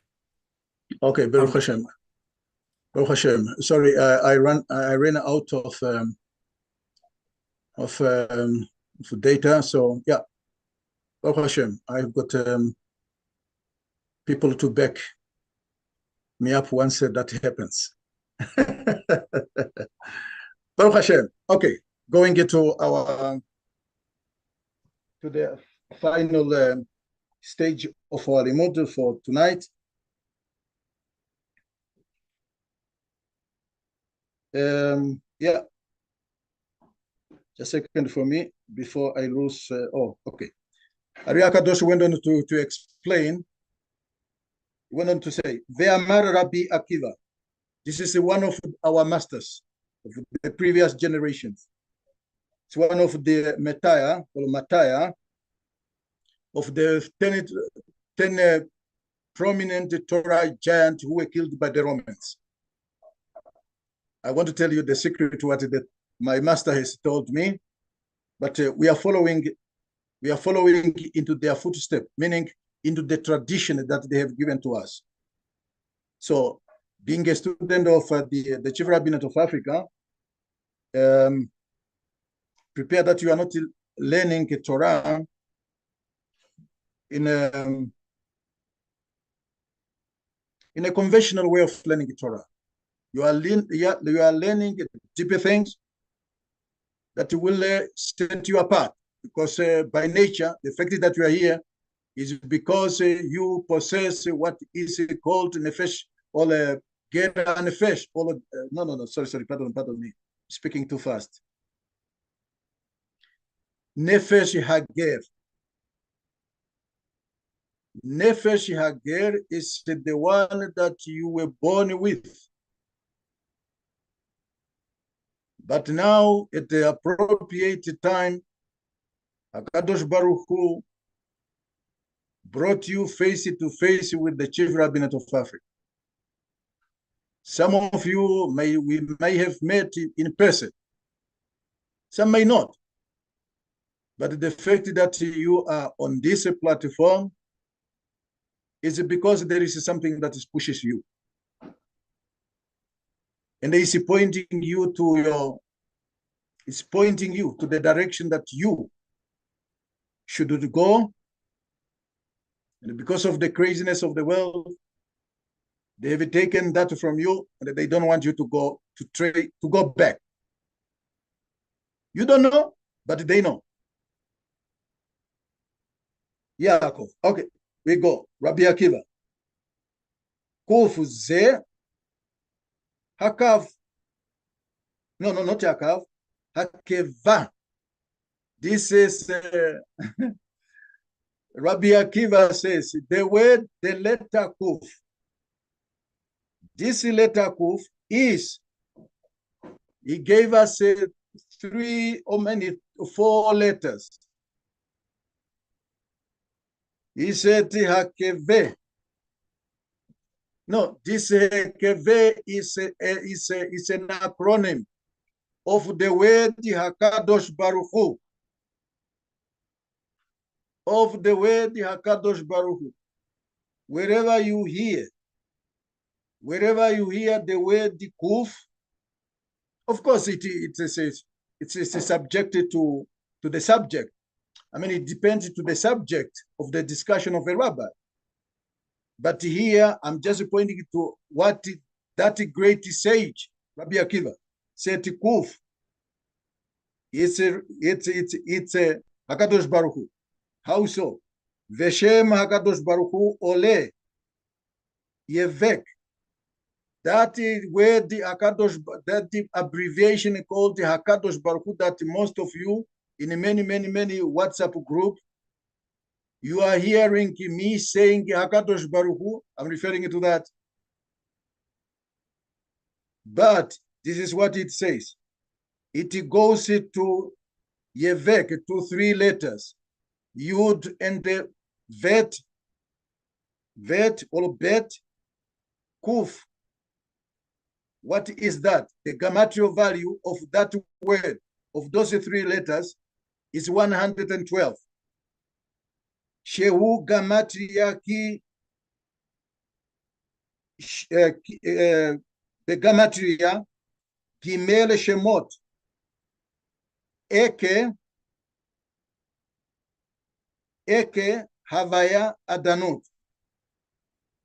He says, this very word he developed from Hakadosh Baruch Hu to the word Evek, which is the Gematria value is 112. And he said, this is the aspect, all of a combination of three names of Hakadosh Baruch Hu.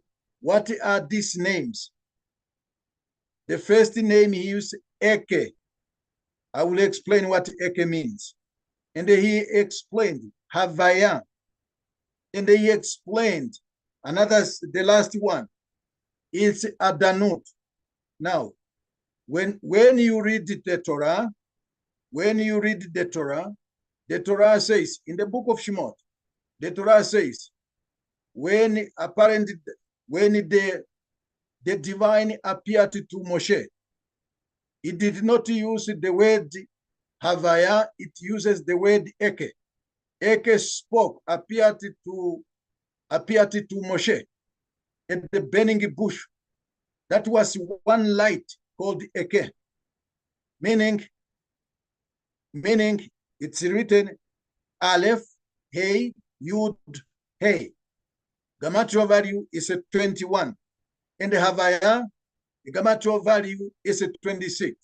And the Adanut that operates on this level of existence, it's a vessel of the Havaya, the Gematria value of Adanut, which people call, not people, people, loosely, because they do not know the halacha, they do not know the Jewish law, they just end up pronouncing out of being, impressing you and I. They said Adonai. We, the Jewish people, are not permitted to pronounce the names the way they are written. That's why I'm saying Adanut.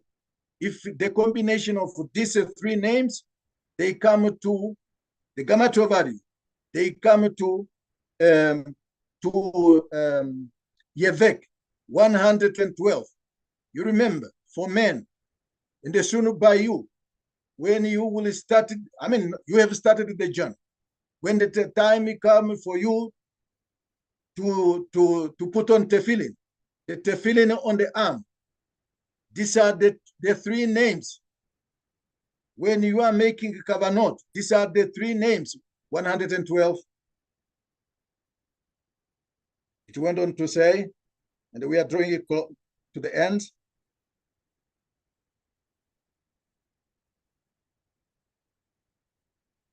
Okay. Hem romezim leketel vetet umalchut veatet merozi leakov.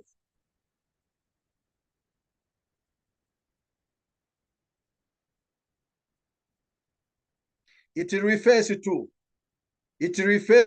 the level called Ketel. You remember, you may not remember, you may not know this. It is a letter Yud. The body of that letter is associated with, or is associated and connected to the world, or is hinting to the fourth world, the world called the world of Atzilut. One of the questionnaire, one of our participants here on Zoom asked the question earlier on, at the very onset of our limud. He said, what is life? That fourth level, that fourth world, the world of Atzilut, it's where life is associated, that is what is called life. And that is the fourth level of the soul, called Chai. What is Chai? Life. But the top of the letter Yud, on top, there is a tiny pointing. It's pointing to the world of Ketel. the world of cattle. So now, these two names, it refers to the world of cattle, it refers to the world of Tiferet, and it refers to the world of Malchut.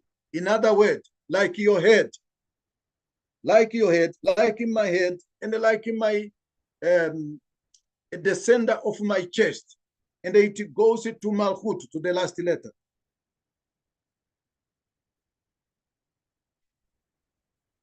Vetet Sheromez Leakov. The word Tiferet. You remember, a couple of weeks ago, we have mentioned the body of a human being is a paradigm according to the arrangement and the organization of the kelim called Sephirot. Sephirot, you have got Chokhmah, and you have got Bina on the left, and you have got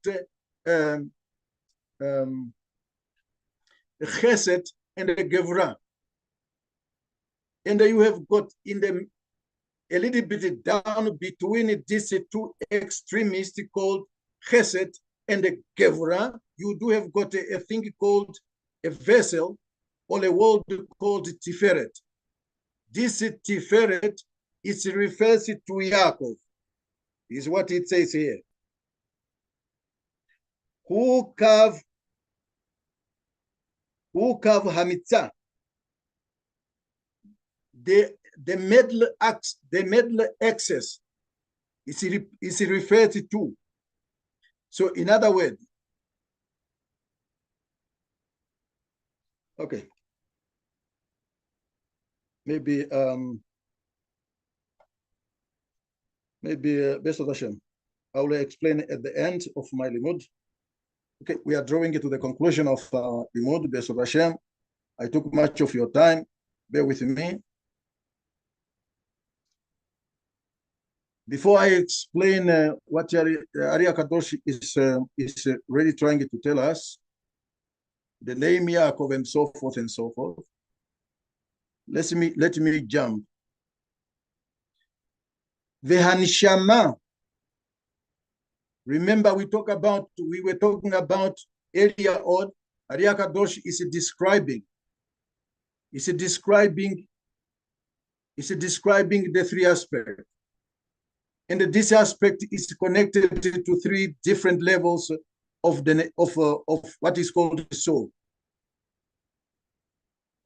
So here is now driving us to the point, the crucial point that I want us to pay critical attention. Because we are talking about life, we are talking about existence, we are talking about things according to the mindset of the philosophers that put us in misery to the point that we forgot our own identities. The Hanishama that we have talked about, 400. The Hanishama Mashkna Berosh. The Neshama is connected to your head, to my head. Shehu Hamoach. Hamoach is the brain, meaning that your soul, the seat of Haneshama is Hamoach. The Mochin, the Moach. The Ruach, the Lev. The Ruach, which is translated as wind or the spirit, is connected to the Lev, or is hinting it to the Lev, but much more is connected to the Lev. Vehanefesh, bechevad, or becheved, whereas the nefesh is connected to a kidney. But which kidney? Is it the right or is it the left? Okay. Just provoked our thought. Vesimanam melech. All this, when you take this, meaning you take the pardon me, I'll be with you now. When you take these three letters, which are these three letters, the first letters of the three organs that we talked about.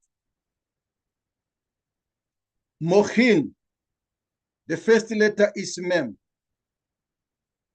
The heart, the first letter is lev.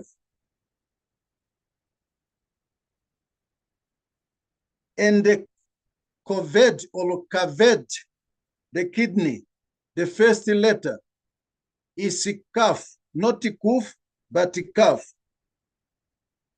The combination of these three letters, they spell the word melech. What is melech? King. The institution of kingship was given to, for the first time, we are hearing the one who was given the institution of king was a descendant of Cush. Did they not destroy that institution? They did. We would be the first to be ignorant if we were saying there was no such a thing. They destroyed that. And we are known. Going to our communities in Africa, we are known as king makers. Remember, we talk about nobility. That is how we are known of.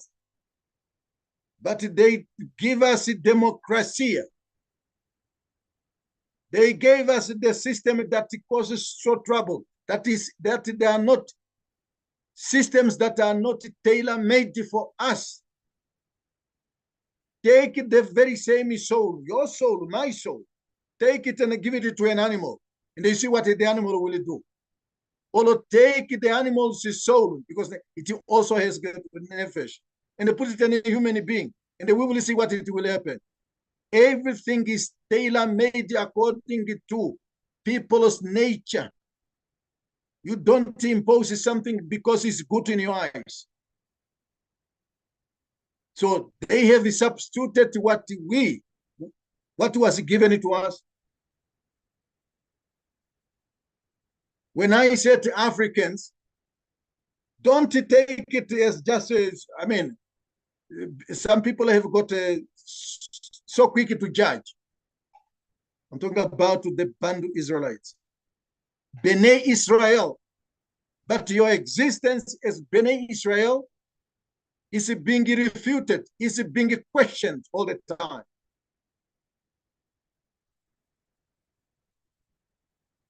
Going to the end,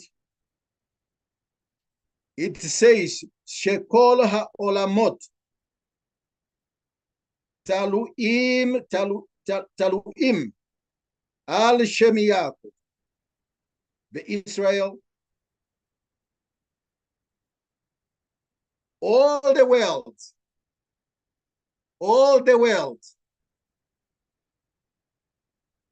that we have discussed about, the world that we have been teaching and we are continuing to teach, it says they are all depend, or they are all hang on the name Yaakov and the Israel. But which Yaakov? Is it the Yaakov without the Vav, or is it Yaakov with the Vav? We go, the Hitiv, Bereshit, Uveshivili Israel, Shenikra Reshit. It gives us, as it is said, Israel is Reshit. The first. Is it not written? Israel, the first, my firstborn. והוא סוד נשמה, והוא, pardon me, והם סוד נשמה לכל הבריאים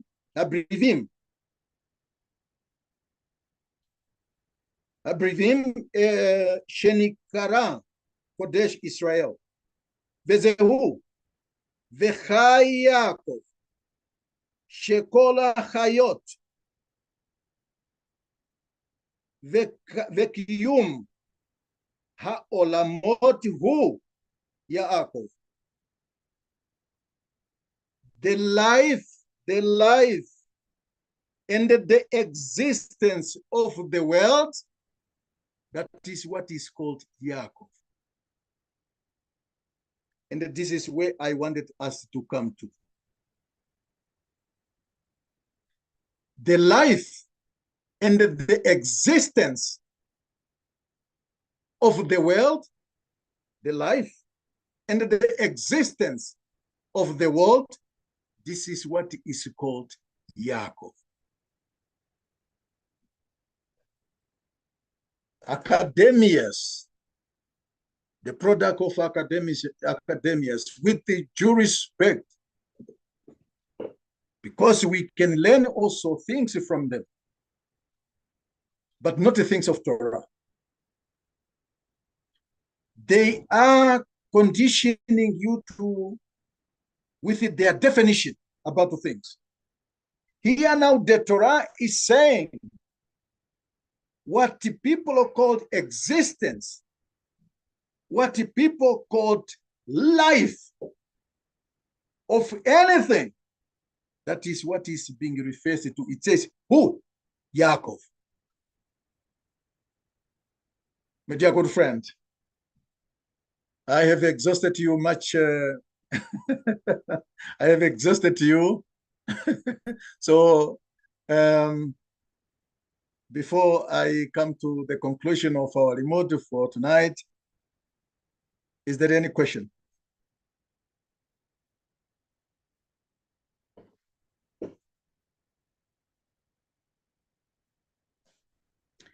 Tzadikim, tzadakot, do we have got a question? I don't have a question, Rabbeinu, but I just want to say Kol hakavod to Hashem for something that you said halfway through the teaching when you were talking about money, that issue of money. So the last year, between the month of May and the month of December, actually let's say month of May to October, I decided that I was going to give more time to Torah. I decided that I'm going to work 4 days a week so that I can have time to prepare and cook for Shabbat and go through the whole process of creating Oneg Shabbat. And in these 4 days that I work during the week, I said to Hashem, I trust you that you will give me enough at the end of the month if I work 4 hours a day and I dedicate the rest of the day, morning and late evening, to Torah and everything else in between. And I want to tell you that in January of this year, 2025, the month has not ended yet, but I've already made what I make per month without doing anything, just studying Torah. Instead of doing marketing for my business, my customers are doing marketing for me. They are talking to each other about my services. My phone rings on its own. I don't send out marketing email anymore. And I'm sharing this so that whoever is watching and whoever is thinking of coming towards Jacob and is watching on YouTube or wherever in the world, what you are saying, Rabbeinu Chief Rabbi Elnatan, is true. Hashem can be trusted with this. We have to give ourselves to the Torah to break away from slavery. Now, why did I decide to reduce my time of work so small and to increase my Torah study?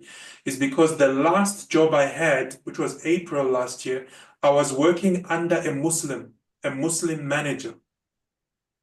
And after 4 months of working for this company, I realized that somehow I'm back in Egypt. It is not for the children of Hashem to be treated like slaves, to be spat upon, not physically but figuratively, and to be torn from left to right. It does not match our soul to be treated like that. And that is the whole process. That's what made me start that process.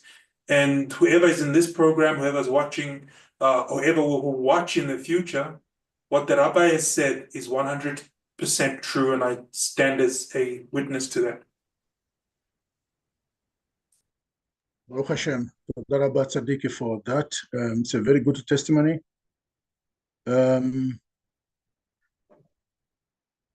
Yeah, we are being dismissed because of people are, you cannot blame them because, yeah, they were put, all the spell was put over their face, not to see it. Baruch Hashem, in every generation, there are those Hakadosh Baruch Hu pull out from the trap, and they also become also the mirror of others, like us. We were taken before you, and the main responsibility and the mission is to extract you, no matter what it may appear to you. Yeah, we also look up unto Hakadosh Baruch Hu, and they pray and they entreat him to give us a strength, to give it the Torah, not according to what we see, no, but what we see in the Torah. So I wanted to end this with the Pasha of the week. Give me 2 minutes to end my limud with the Pasha. We will not finish because the introduction is a little bit long, just to give you some insight that commensurated what we have discussed before.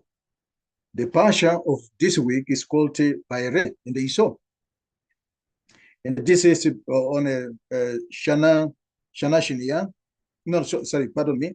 Shana Rishona. This is the first year, not the first year in terms of calculation. No, as I have said at the beginning, Ben Ishchai divided his book, his teaching when it comes to halachot. The halachot that are on Shabbat is Shana Shiniya, the second year. But when it comes to daily halachot, it's a Shana Rishona. So on a Parashat Vayera, he says, he took, as usual, he took a passage from the Torah, and he said, Vesamti pidot bein ami uvein amecha lemachal hiyeh haot hazeh. I wanted to enter there. Let me help us. It is translated. This passage is taken from Shemot chapter 8, verse 19. Said, I'm putting this distinction, but it's translated as distinction. Okay, let's work with the word distinction. Distinction, difference. I put a distinction between you. I mean, between my people, Ami, and your people, Amecha. Who is being told here is Paro. My dear good friend, let me tell you, let me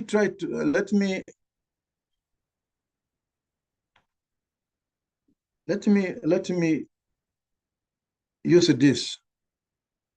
The word Paro. Don't just look at it as Paro. No. The basic formula that we can, if you is Paro, 4 letters. Take the first letter and the last letter. What does it read? It reads Pe. What is Pe? The mouth.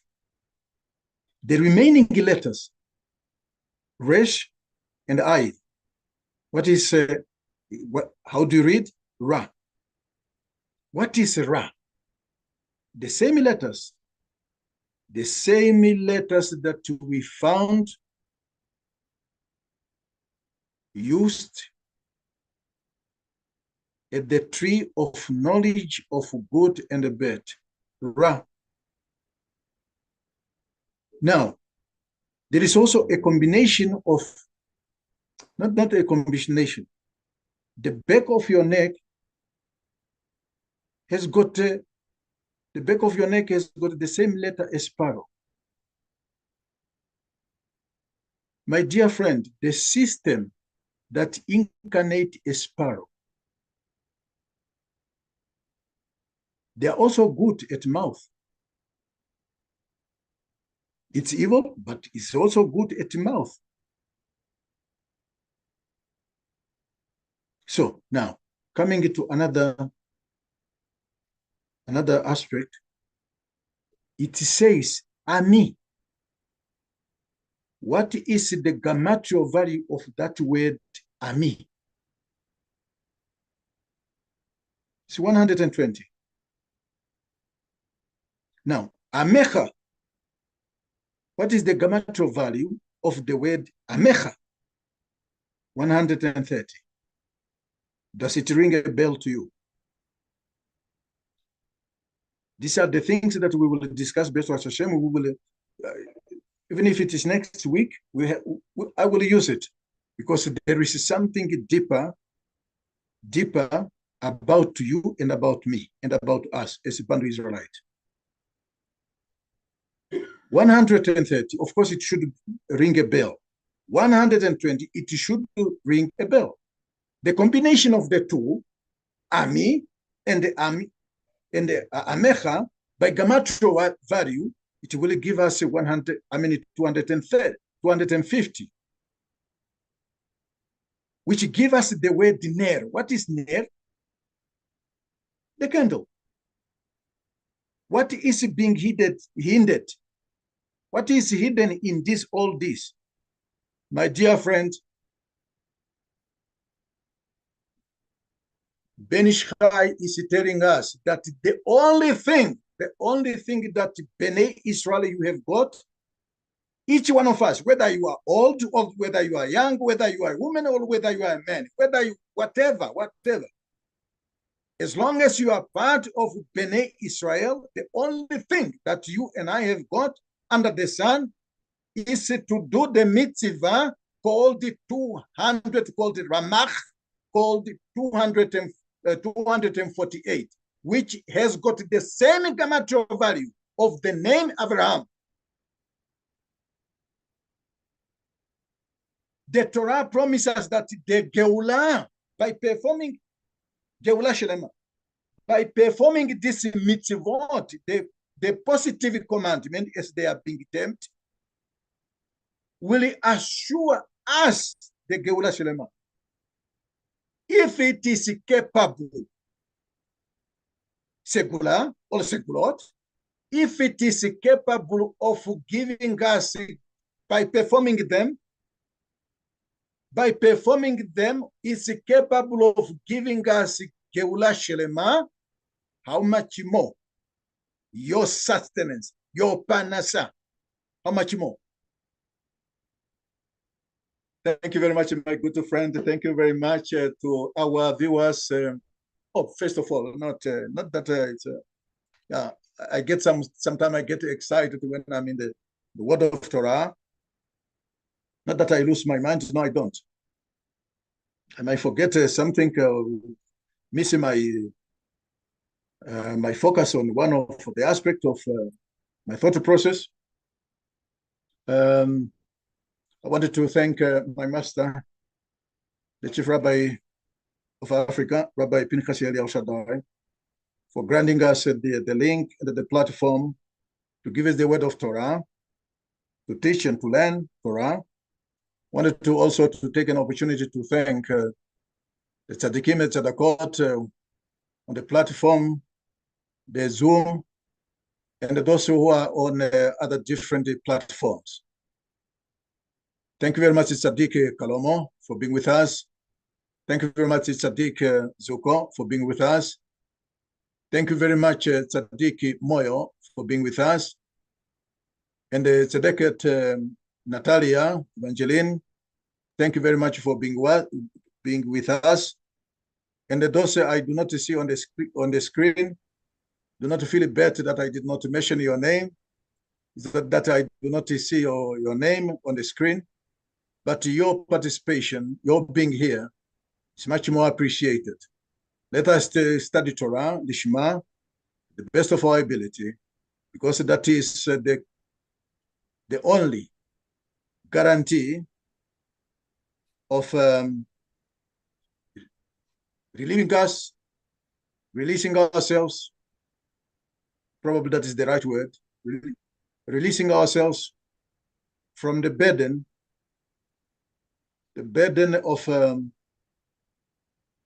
of the system. The system is not bad if it does not encroach, if it is within its own limits, confines. That is what it was designed. But the moment it goes beyond its paradigm, it's also a proof that, well, we have to study Torah, and we have to perform the mitzvot. If there is no question, I end here, my dear good friend. If there is no comment, I end here. Oh, well, I guess not. There's no. Yes. Thank you very much, Tzadikim and Tzadakot, for being here. I will look forward to seeing you next time, next week, B'ezrat Hashem. Baruch Adonai leolam. Amen ve'amen. Thank you.